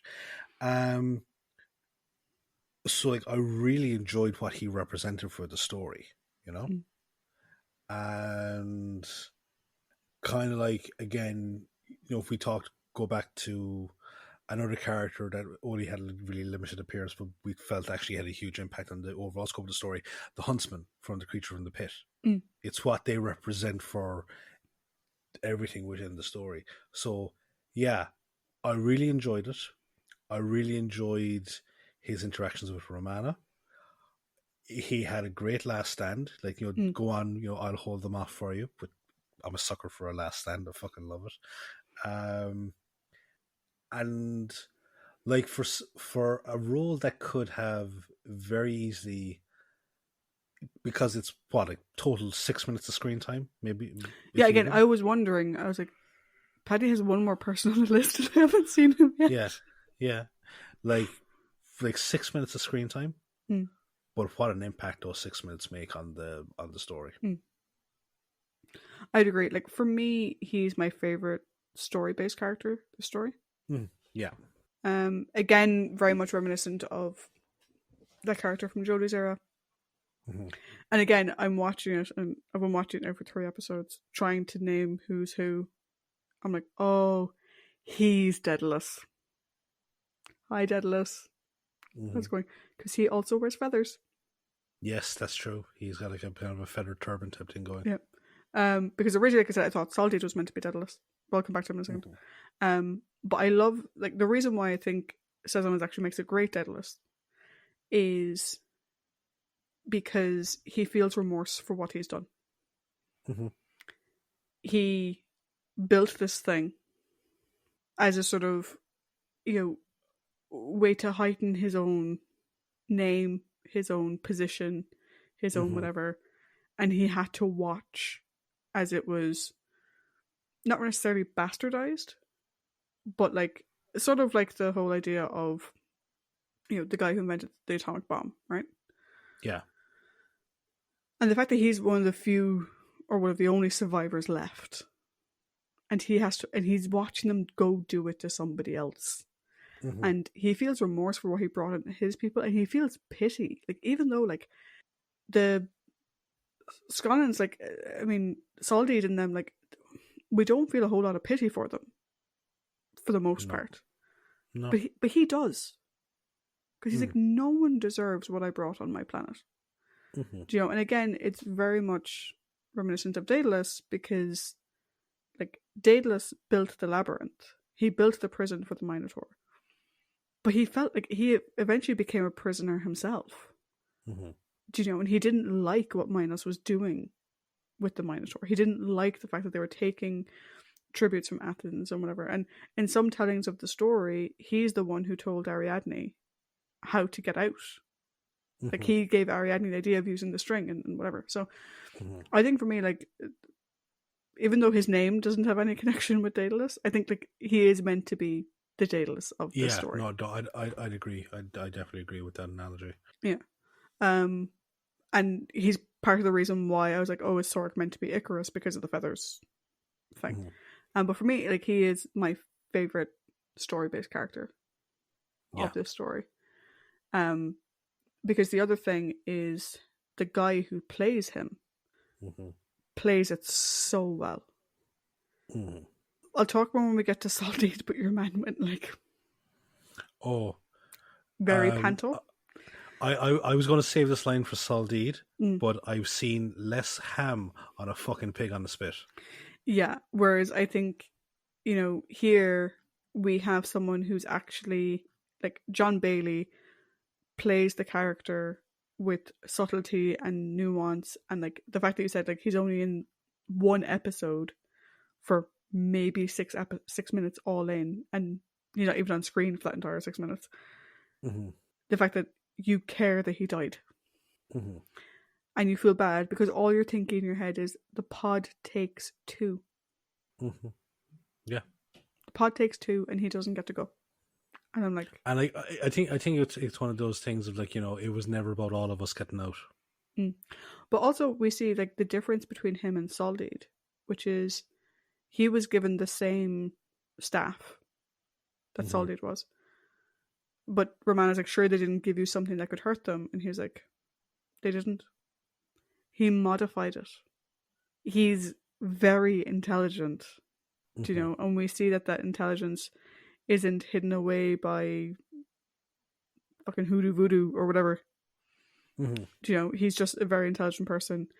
I did love as well what do they call it? The black gem thing.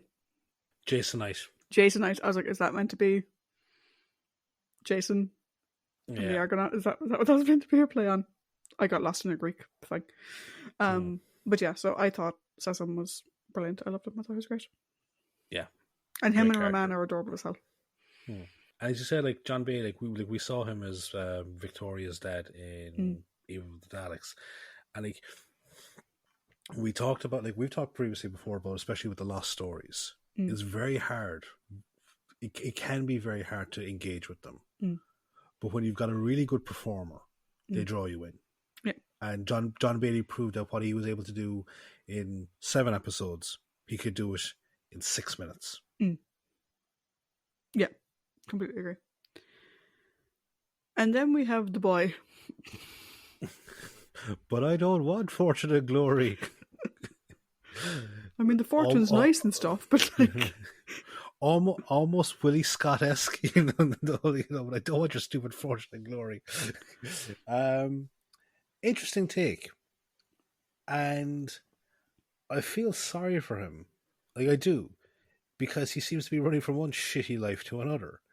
And this is where I'm a bit confused.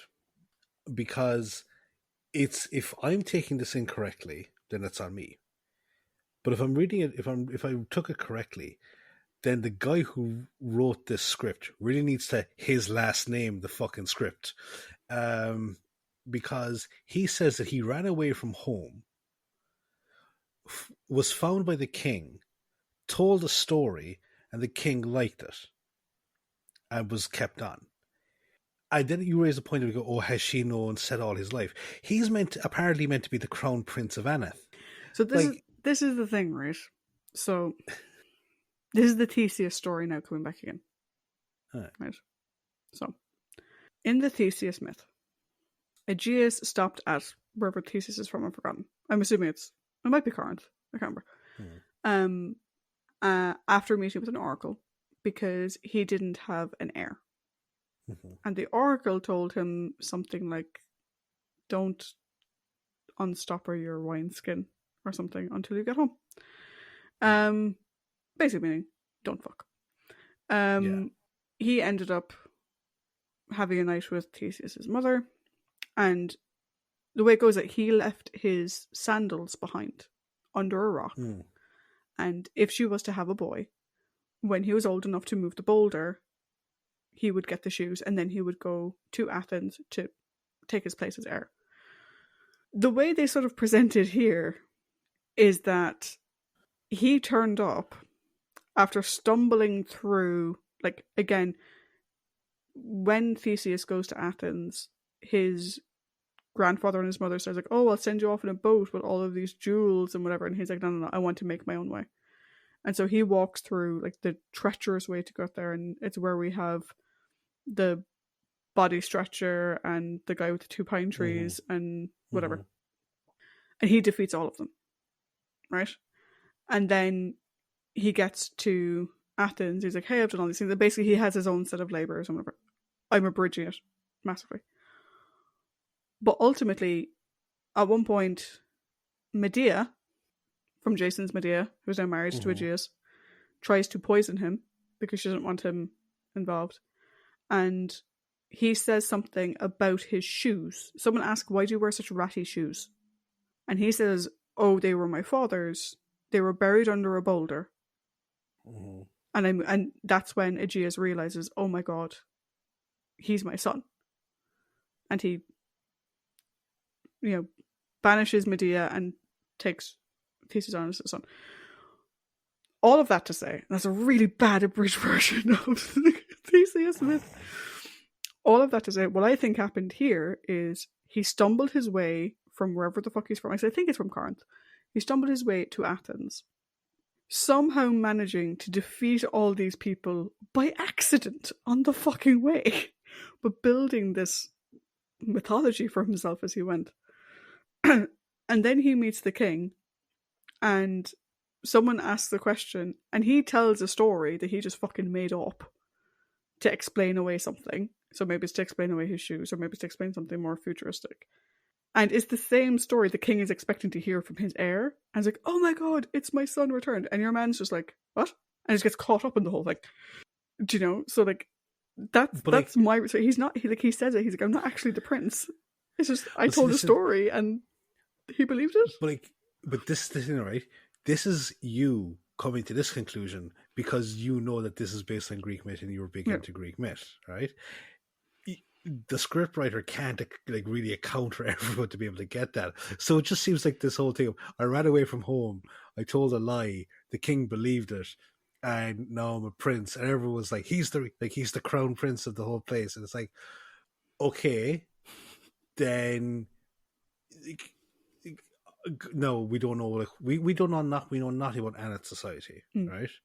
So we don't know how big into the royal families there are. And it's like, bunch of fucking vacuous pricks. We never see them anyway, so we don't know what he looks like.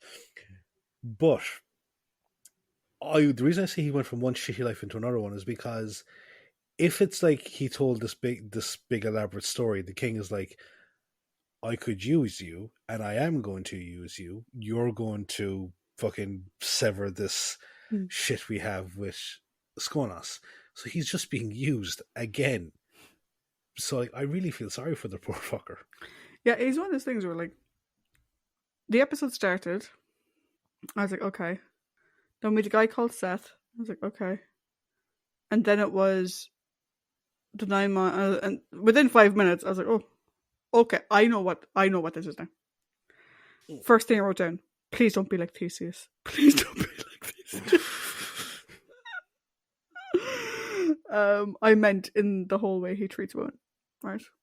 I don't usually get up on my feminist high horse, but like, I've read a lot of retellings of Greek myth from the female perspective.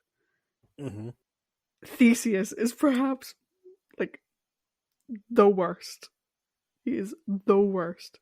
If you're ever interested in the story of Theseus from another perspective, the book Ariadne by Jennifer Saint is amazing. And also anything by Natalie Haynes. Her podcast is also very good. It's fantastic. Mm-hmm. But anyway, it really is. But I was there going like, please don't be like Theseus. Like, don't let Tekka behind or do whatever the Theseus did. And then I was like, I found it really interesting the way they told the Theseus story, which is that, like I said, all of his great labours were things he just stumbled into. I'm not sure if that makes him better or worse than Theseus from the myth, because the way the myth runs by itself, by the time Theseus gets to Crete and the Minotaur, he seems like a really good guy. Do you know? And so in that case, the fact that Seth is continuing to perpetuate this lie and hasn't come out and told everyone it's a lie kind of makes him worse. But he also looks like a lost puppy. And he's not as evil later as real Theseus. So I'm like, is he better? Is he worse? I do feel bad for him though, because he has Tekka fucking egging him on the whole fucking time. Mm-hmm. He's like, oh, why won't you fight him? And he's like, have you fucking seen it? Like, did you see the person who was like a dried husk that when you touched him, he went from... Like, he's there going around with the worst cheerleader ever. Oh my god, it's Brave Sir Robin. Yeah, it is.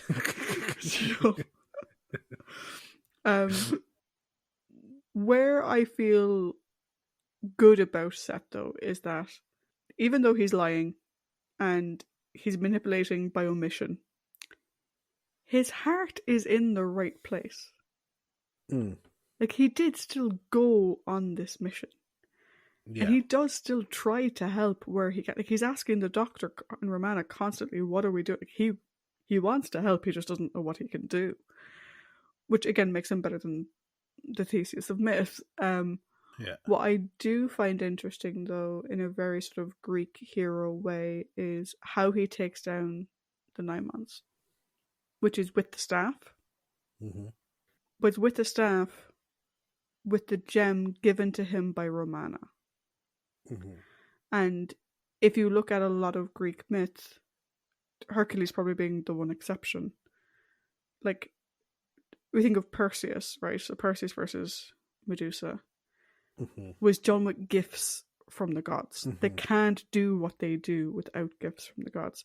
And that was actually the one place where Theseus was different, because Theseus was 100% mortal. Mm-hmm. So I do find it interesting that it still takes a gift from a higher whatever for him to be able to do the hero thing, because that's the way it would have been in myth, that like Athena or someone gifted someone with a something, like a golden bridle or, you know, a shield or whatever. So I did find it funny that that was still in there. But yeah, I really was getting my Greek nerdy on last night. I would also like to say, right, because there are going to be people listening to this who's like, she is bastardizing the entirety of Greek myth. I have not studied Greek myth at university level. I didn't study Greek myth at secondary level. I just have an interest in Greek retellings and the works of Stephen Fry, Jennifer Saint, Natalie Haynes, and Rick Madeline Miller and Rick Riordan. So like that's where my love comes from.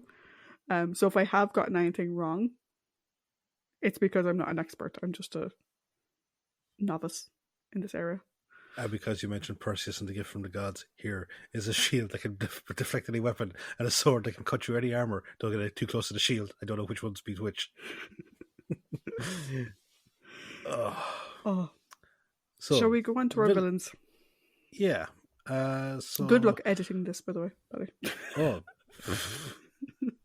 I was going to say, yeah, another reason why, you know, you're potentially bastardizing Greek myth is like, we only have so long we can keep people's attention spans for. Yep. And you get to decide what bits to keep in and what bits to take out. Good luck. I have to laugh, like, you know, we used to do like 4-part stories in like, you know, less than an hour. Yeah. Then we got what it was. I realized I could edit on like 3 times speed, and so I didn't mind listening to our voices. I think like we did 1 4-parter that was longer than our fucking 2 parts of like the Talix Master Plan. Yeah. Combined. But anyway, so we have Co-pilot, the co-pilot, Saldid, and the Nimon. I think that's the right order to do that. Yeah. Cool. Co-pilot. Yeah, bloody racist, elitist bully. Because that's all he is. He's a foot soldier in an all-powerful regime that likes taking it out on those that are deemed lesser than. Yeah. Sound like anyone? And the fact he's wearing all black as well with jack boots. So, like, I think to be fair to him, he's quick on his feet. I'll give him that much. Because like he is like once they come back and Sully asks what's going on, he was like, well, there's no one of good standing here that can refute anything I'm about to say. I bravely did this and I took great personal risk and so on and so on. But then when he tried to be clearly a lot more clever than everyone knows that he is, it's like, yeah, okay, you're full of shit. Also, I feel bad for him in one sense, because when he died, his pants split apart. I didn't notice that. Yeah. Another thing was like that the reprise for episode 2 and episode 3 was long. It was nearly 2 minutes. But yeah, as he falls to the floor, the arse of his pants split, so you get to see his lovely blue boxers. I didn't notice that. I'll have to double check that. Yeah, I have to watch it again. Yeah, poor fucker. But yeah, no, he's just like, I think even just like the constant jabbing, like, you know, like a weakling scum and all this type of shit. Like, I'm amazed he didn't have a go at Romana because she was a woman. Like, clearly he didn't like being backtalked. Yeah. Clearly not. And then, like, yeah, he just one of those people that when he thinks when he has the slightest bit of power over someone, he has no problem exerting it, but then becomes like a crybaby once things don't go his way, and he tries to blame everyone else. That, you know, I don't have your money here; it's in Bill's house and Fred's house. That type of shit. And it's odd, like, because like he's in this for about 2 episodes, like a good chunk of 2 episodes. But I've less to say about him than I did about someone in his 6 minutes, you know, because he's just a representative of an idea, Mm. you know, as opposed to a fully fleshed out character. Yeah, like what I find so like my first word about him was prick. Elitist, scorn, supremacist, idiotic prick. But what I find interesting is he, to me, like, usually that character is meant to be the is meant to represent to us what these people are like. Mm-hmm. But none of the other Skonons we meet are like him. In the sense that they all call him on his bullshit. Yeah. Do you know? So this isn't a case of, like, everyone sees the people of Aneth that way. Mm-hmm. It's him in particular. Like, one of those people who loves having any level of control. And, like, the fact that he clearly wants to go up the ranks. He clearly wants power and gratification for him. It's like, oh, we can get there faster. We can get there in 6 hours. We can get there in 12 hours. It's like, it's going to be, or we can get there in 6, like, we can get there in 6, we can get there in 9 hours. He doesn't know what he's doing, but he's like, I want people to, like, adore me and to, like, celebrate me and whatever. It's like, what's 12 hours? What's 12 hours? Do you know? I would say that he is quick on his feet. In terms of, like, he didn't understand what Roman and the Doctor did. But as soon as he got back on track, he's like, cool. Fucking leave him behind, get her back in there. I'm back in the game. I'm back on track. I'll be fucking high-fiving fucking Nimon like there's fucking no tomorrow or whatever. And he's a man for a blag, like, he'll go for it. He's like, cool, I can set the narrative here. And he's just like, rolls all of his dice, lays down all of his cards, like, fuck it, let's go for it. He has no clue what he's talking about. He's an absolute fucking moron. But he'll blag it anyway. He'll go for it. Like, you've never seen The Green Mile, have you? No, I've seen bits of it, but I've never seen it properly. Alright, because, like, no, not to the same extent of this character, because this character is a complete and utter douchebag punt. The character of Percy Whitmore, the young guard in there, played by the guy that was Toombs in the X-Files. Oh. Yeah, really creepy. Like, just this narcissistic, snotty little fucking prick that gets away with stuff because he has this slight semblance of authority over the prisoners. And he can't, now, slight difference is he can't be called on his bullshit because he threatens all the other guards with firing them because he's the only beloved nephew of the state governor's wife. So slight difference there. But this whole thing of, like, the little king of his own fucking fiefdom type shit, you know? But clearly he's an idiot, and there's others there that are smarter than him that know that he is an idiot. But unfortunately, in that instance, they just can't call him on it. Here, it's fuck off into the maze. Yeah, well, I love it, like, in terms of, like, him not being a full representation of these people, is the pilot is very different. He's doing his job, he knows his plan, he's following it, and he doesn't seem to like how much the co-pilot is calling them, like, weakling scum, and he's like, just leave him alone. Yeah. They're like, he still sees them as cargo. Yeah. Which isn't great. But he's like, just fucking stop. Like, yeah, just stop antagonizing them. Yeah. So yeah, but in fairness, I mean, if you think about the impact that he has, the Doctor being abandoned and nearly hit by an asteroid, Romana thrown in the maze, like, for a guy who's incredibly incompetent, his incompetence has big ramifications. Yeah, and that's why I wanted to put him in the villain category, because by his actions he sets forward these horrible emotions. He nearly killed the bestest boy. He did nearly kill bestest boy. Yeah. Bad co-pilot. If it wasn't for the fact that the Doctor is a really good fast bowler.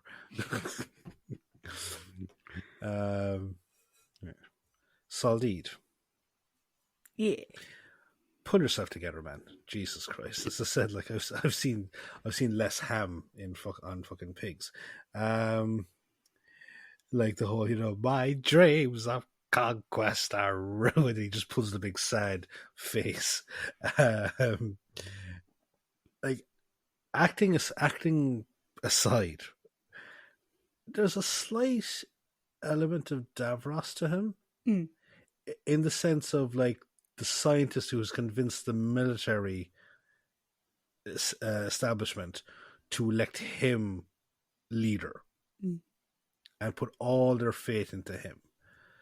So, like, I think there's that slight element, but that's where the comparisons stop, because while yes, he clearly has some semblance of of obviously scientific and technical know-how, because he's able to build certain contraptions, but the Doctor points out that he's missing vital components of those things. And it does seem to be like the age-old story where it's like, you spend so long being the smartest person in the room, you fail to see that when someone else smarter is there, taking advantage of your perception that you're the smartest person there. And that's what happens here.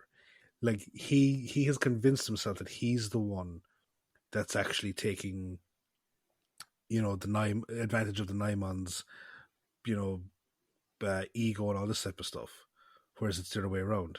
Nimon is there kind of going, yeah, look, I'll just get this schmuck to believe whatever he wants, and then he can bring the rest of my 49 million other buddies over. Party ponies, woohoo!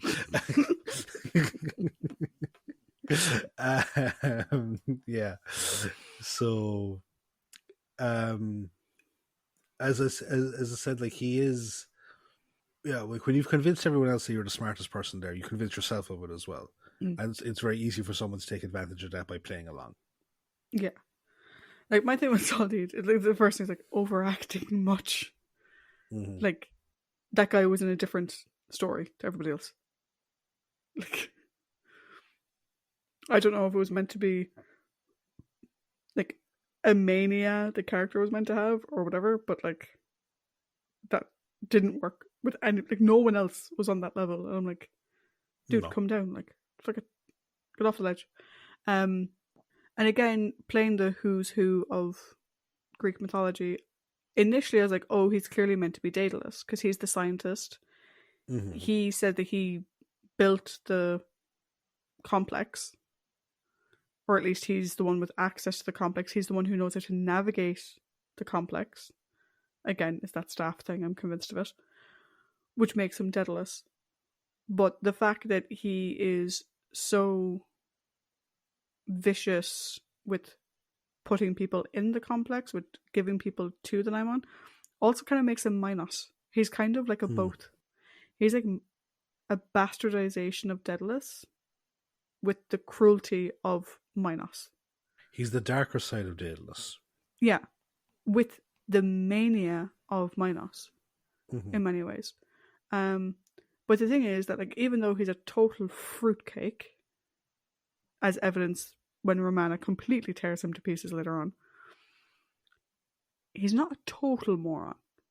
Like, he knows the co-pilot's story is complete bullshit. Before the co-pilot got into how he fixed the ship, he immediately sussed something was going on before anything else happened.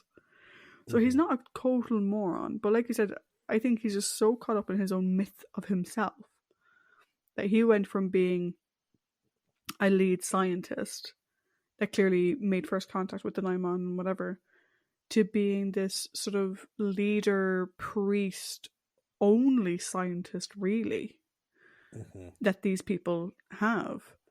And he became so caught up in that it seems to me, he stopped developing. He stopped developing new technologies. He stopped being a scientist, and he became this sort of like witch doctor, fucking voodoo hoodoo type thing. I think he's like, I think he's an interesting character, because particularly when you compare him with Sezam, right? Sezam, who's been through the same thing and who feels great regret, whereas Solid, like, once he realizes he's not getting his way, tries to blow the whole place up. Do you know, like, he's just so off the other side. Was he fun to watch? Yeah. Was he clearly living a completely different story to everybody else? Also, yes. And again, no offense to the actor, but like, someone should have corrected that. Yeah, no, they really, really should have. Because I think to get like the real Minos and Dark Daedalus feel would have been to play it cold, to play it quiet. I think it would have had a bigger impact, personally. Yeah, no, I'd agree. And then lastly, we have the Nimon, or the Nimons, plural. So, if I was to take, if I ignore the logistical issue of the movement, the hampered movements because of the actors, right? And if I just, again, focus on what they're meant to look like, I like what the Nimon are meant to look like. I do. Like this clearly really Greek inspired, actually Greek inspired version of the Minotaur, because like they're wearing like the gold plated like skirty type fucking vest that would have been worn at the time, and like the gold bracers and all this type of stuff, and then just obviously the giant, like there's no, like, it's not like a man's body, it's clearly like a humanoid body, but with the bull head coming out of it and the massive what were meant to be cloven hooves. So I do like the design of them, but more importantly, I love the concept of them. I mentioned it earlier, I do love it.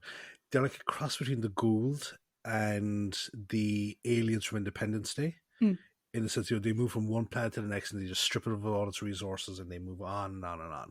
Whereas obviously the analogy to the Gould is they come and they make themselves as gods, and then they have, be it willingly or unwillingly, they have these people do their will, their bidding, and then, it bleeds on to the downfall of that particular civilization.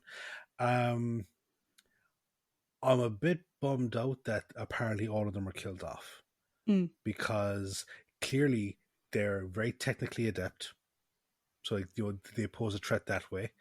They're powerful in the sense of like, they have energy based, like blasts coming out of their horns, and quite obviously they're physically imposing.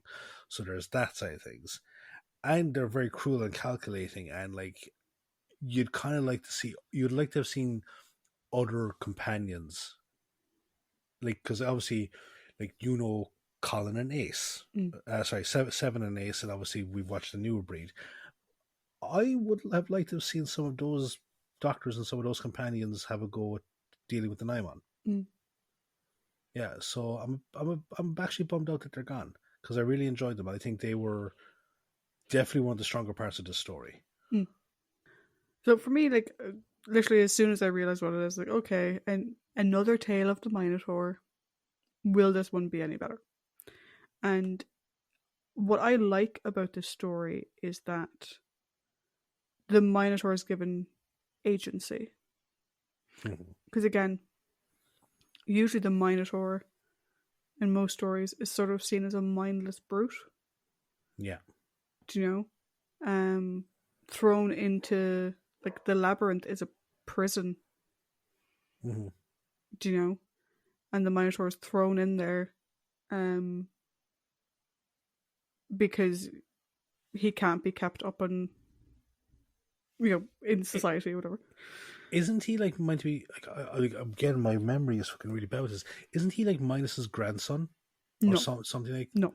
So, Minos and his wife. Yeah. His wife's name, I have forgotten. She is a sister of Circe. Right. She is a granddaughter of Helios. Right. Yeah. Anyway. Minos called for, or won some battle or something, and asked Poseidon for a prize bull to be given up as tribute. Yeah. Poseidon provided the bull, And Minos was like, no, I quite like this bull. I'm going to kill off a lesser bull. Mm-hmm. And the one thing we know from Greek myth, do Don't not double-cross. slight the gods. So it's kind of weird the way, again, it depends on the story, the version of the story you're reading, but one version is that Poseidon put a madness in Minos's wife, Mm-hmm. causing her to be sexually attracted Amorous. to the bull. Mm-hmm. She went to Daedalus and had him build her a contraption that she could fuck the bull. The Minotaur is her son Yeah. with the bull. Yes. The reason why he's called the Minotaur is because he's the bull of Minos. Yeah, he's the bull of Minos. So he actually had a name, which is, oh, what's his name? Oh God, it's going back in my head. Like when he was born, his mother gave him a name. I'm going to look it up in a second because it's going to bother me. Okay.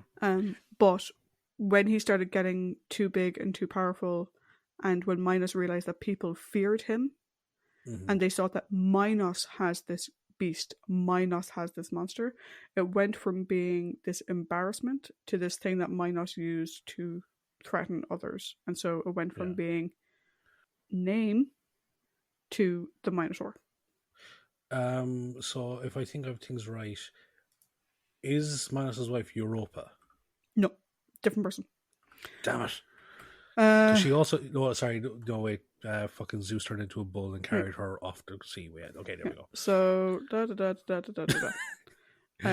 so much Doctor Who podcast this week. Yeah, I know.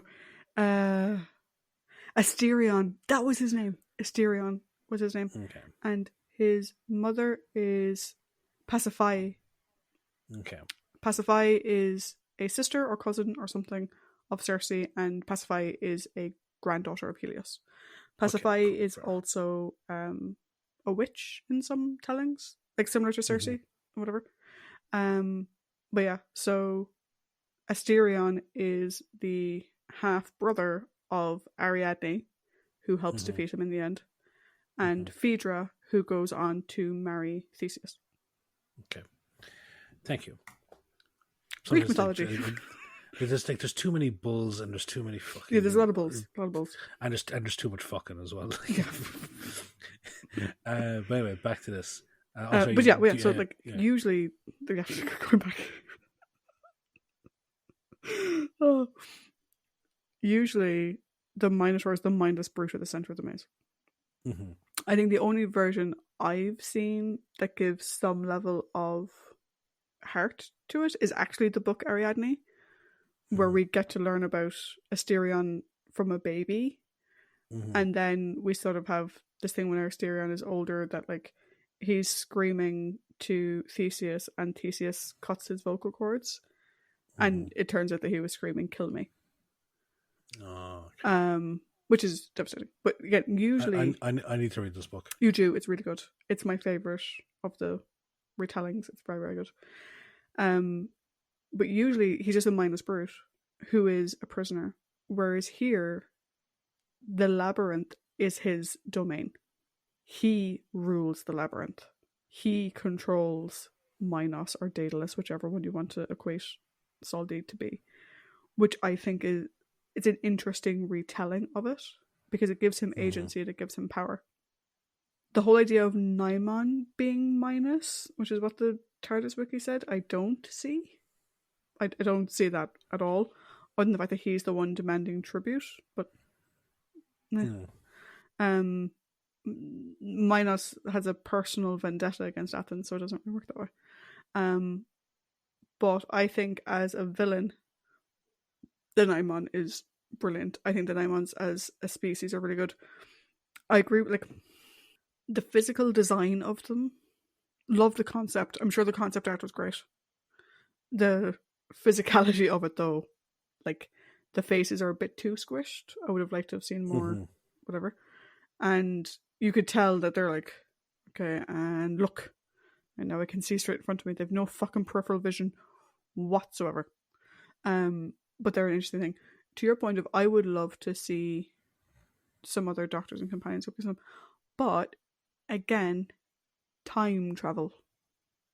The fourth Doctor had never heard of them. But imagine a future Doctor meeting the Nimons at an earlier point in the journey of life, or whatever they call it. Like earlier on in their campaign. And not being able to stop them. Do you know? Knowing what's to come, but also knowing that eventually they will be defeated by him anyway. Well, by themselves, I suppose. So yeah, I would still like to see them. Like I said, I would put them kind of up there with Sutek in terms of an interesting play on mythology that I kind of want to see more of. Do you know, like, are the Nimons linear in the sense that like they all go from one planet to the next, or have they done this on many planets? Are there branches of Nimons left? Well, see, that's what the Doctor thought, but from what Sezam told us, it's a mass movement from one planet to the next. Yeah, but I wonder if they put all their eggs in one basket, or all their egg pods on one planet. For the sake of a recurrency, I hope not. I hope we get to see them again. Yeah, because I would love to see them as well with like modern prosthetics and costuming and whatever. I'd love to see what they could do with that. I think it'd be really good. I think if I'm right, there's an allusion to one in a Matt Smith story, but only an allusion. It doesn't actually play a part in the story, and it's not a Nimon. I think it's meant to be just like one of those. Oh, this is spooky wookie. Give me a second. I'm gonna check because sometimes in the TARDIS wiki it mentions like appearances, mentions in other media. So let me have a scroll down. Production continuity. The Nimon appear again in a couple of audio, comics, and a book. The Minotaur is a distant cousin of Nimon, according to the God Complex. Yeah. Yeah. So it said that the Minotaur is a distant cousin of the Nimon, which okay, if you say so.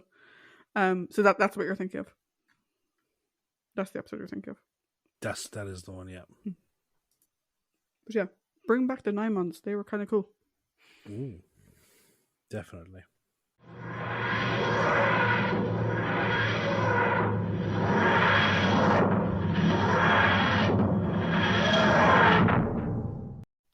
We're coming to the end of this very long, rambly podcast.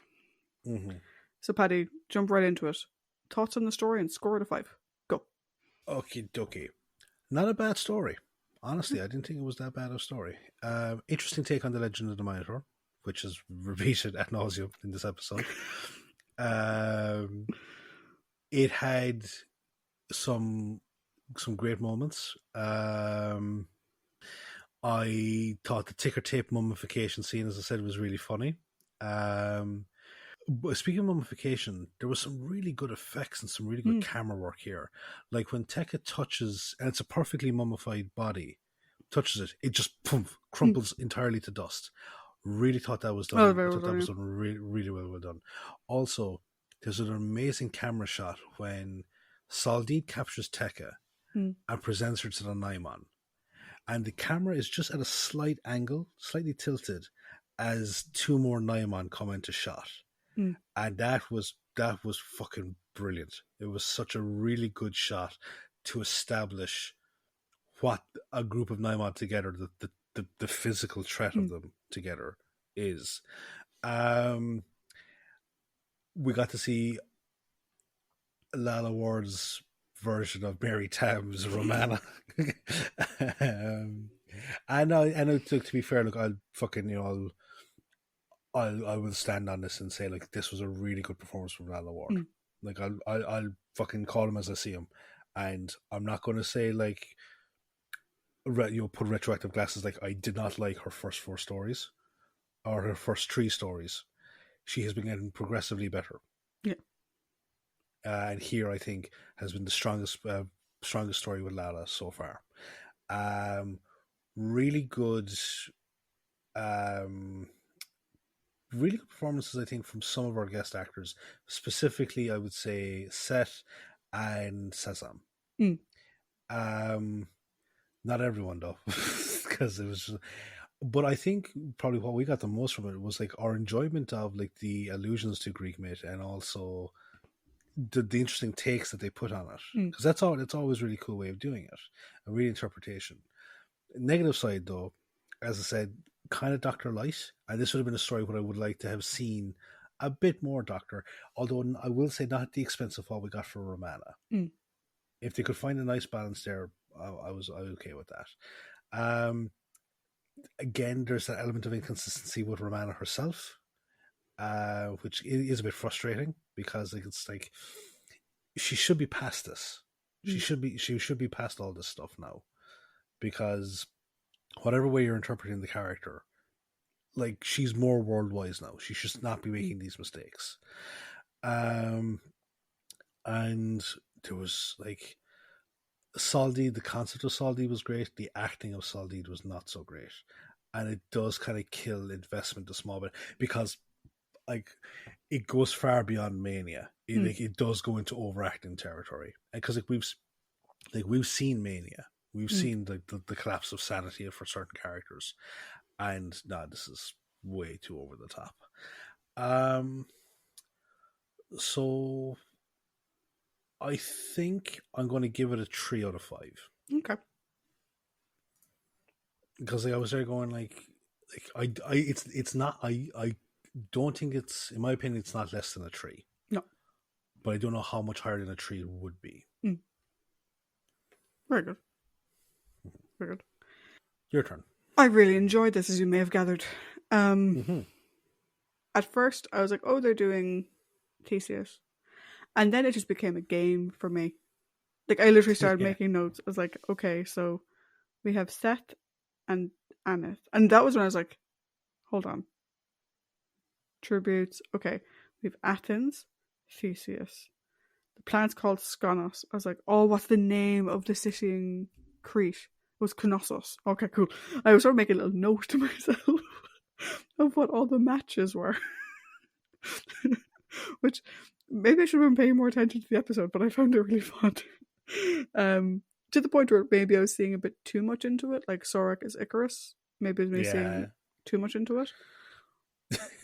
But I imagine if you met Anthony Reid now, you'd be like, yeah, that's what I meant. But I really enjoyed it. Paddy and I have talked privately, and I can't remember if I've mentioned on the podcast, maybe I have. I'm on a big sort of Greek retelling binge at the moment. I've been a Percy Jackson fan for years, but I'm really going through a lot of like Greek retellings and deep diving into Greek myth. So for me, this was really, really fun. Yeah. We've both kind of done, like, because like we've always been interested in Greek myth, and then I got you into God of War, and then you got me into Percy Jackson. So yeah, it works. I got you into Natalie Haynes. Yeah, it balances. Yes, that's. I need to find someone else to have it. I think you got me the Stephen Fry book, or you mentioned it to me. I think you mentioned it first. I think I mentioned he's writing a book called Heroes, and I read it. Yeah. In terms of the story itself, I liked the take on the myth. I loved the take on the Minotaur. I thought that was great. I actually quite liked the de-heroing of Theseus, because I think Theseus is a prick. So I quite like that. I liked the Doctor in this. I agree it was kind of Doctor Light, but I liked all the bits that we did get. He didn't do anything that rankled me. Which, let's face it, the last couple of seasons, he's had a couple of he didn't have any moments in this. And I really liked Lala Ward in it. Like I said, in episode 1, she had a couple of bits where I'm like, okay, what the fuck are you doing? Like the comment of, you would have thought of it eventually. Let me kiss your ass more. Do you know? Like, that bothered me. Her forgetting her sonic screwdriver bothered me. And like I said, her random who is the Doctor? Where is the Doctor? Why is the Doctor? Whatever. Other than that, though, like once you got past that bit, like once you got past that scene, the rest of the story, fucking dinger after dinger after dinger. And like I said, like for me, it's Romana at her most Romana-ish. Mm-hmm. Taking Romana as a singular character from Mary Tam up to now. I loved her going at it with Solid on both occasions. Actually, like I said, on one of them she was a bit fucking loopy, but I loved the heart behind it. Yeah, and I loved her with Sezam, and I loved her protecting the tributes. I thought that was great. K9 had some great moments. For me, the only negative is Solid and the overacting. And, you know, a couple of things around the character of Solid, you know, in terms of like, what did the staff do? Where did he get it? You know, why, you know, but maybe a bit more of an exploration of like why Solid is like the lead scientist, but their science seems to have stagnated. Why? Like, is it that because the Nimon promised them that he'd give it to them, they didn't bother continuing to invest themselves or whatever? There's that. But other than that, I actually really enjoyed it. So this may come as a shock, but I gave it a 4. I wouldn't give it anything higher than a 4, but I thoroughly enjoyed myself. I was going like, it's like if it's a shock, it's a good shock, because my whole thing was that like I want you to keep enjoying the show past the area that you were familiar with it. We to be fair now, we've had that like, you know, like pretty much more or less for a fair chunk of the last couple of seasons. Because like you enjoyed characters, you enjoyed moments, you enjoyed this stories, maybe not so much, but no, I'm glad to like that's a cool kind of score. Yeah, I like it. It does place it higher than the Androids of Tara, which I loved. But I think the Androids of Tara had more things that bothered me. Yeah, than this one did. Like, I think you really took exception to that fight scene. Yes, I did. Yeah. Yes, I did. That went on way too long. But other than that, though, I mean, this is the highest I've given since Stones of Blood. So, yeah, it's been over a season since I have given a 4 to anything. Yeah. Like, you still haven't given a 4 to anything since Stones of Blood either. Yeah, I did put that out. Jesus Christ! Wait, what did I give Tara? You get 3.75. All right. What did you give Tara? 3.5. 3.5. Yeah, like I think another thing with this particular story was like just Andrew and Tara. For you was the fight scene. For me, it was the fucking constant tinkering scenes. I was like, oh, come on, lads, chop it. It's just him moving a lever back and forth, but nothing happening. For fuck's sake. So yeah. No, like to be fair, no. Granted, they haven't been as high as some of the other stories we've had. Like Nightmare of Eden and Horns of Nimon have really been nice hits after the last 3 stories that we've previously seen beforehand. Yeah, like Nightmare of Eden wasn't a big hit for me. I put it on par with City of Death, which I wasn't a big fan of either. But compared to Destiny of the Daleks and Creature from the Pit, and I know that I rated City of Death fairly high, but again, Julian Glover will get a high score, you know. Yeah, and I mean, this is the thing as well that I think people need to consider, and like as more and more people listen to us, is that when me and Paddy score a story, well, I don't know about you, Paddy, but generally speaking, we don't look back at what we gave to previous stories until after we've said the number. So usually in this last like 2 minutes or 5 minutes of the podcast, I'll go into our record and see what we gave previous stories. But we score each story on its own merit, which is why sometimes stories I love have lower rankings than stories I was like, oh, that was okay. Because it's just the given story, and the given mood, and the given moment. I think a great example of that was Pyramids, because we both love Pyramids, But upon when we were watching it for the course of this, you did not like the Doctor at points. Mm-mm. No. And like for a story to get a 5, if the Doctor is to have a flaw, he's also meant to have a redemption that can overshadow that flaw. Whereas, as you said that time, the flaw for you was a bit too insurmountable, which is completely understandable. But yeah, what was the last thing you gave a 5 to something? The last thing I gave 5 was Pirate Planet, which again is weird. I scored Pirate Planet higher than Stones of Blood. Mm-hmm. But at the time, I thoroughly fucking enjoyed Pirate Planet. It was a great laugh. Yeah. Yeah. And Stones of Blood, I had major issue. Yeah. Major issue. And that's the other thing as well, because we don't go back and retroactively change our scores either, because we firmly believe that it is what it is. Yeah. But another thing that we always also firmly believe is that we, like, our word on, or our opinion isn't gospel on something. So as always, we invite you to send in your opinions about the Horns of Nimon.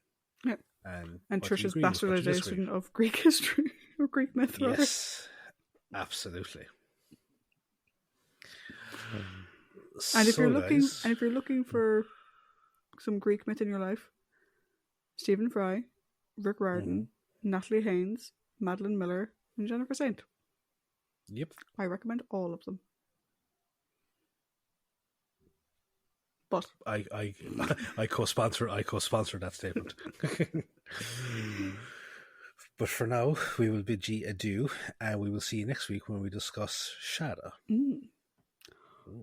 Bye. Bye.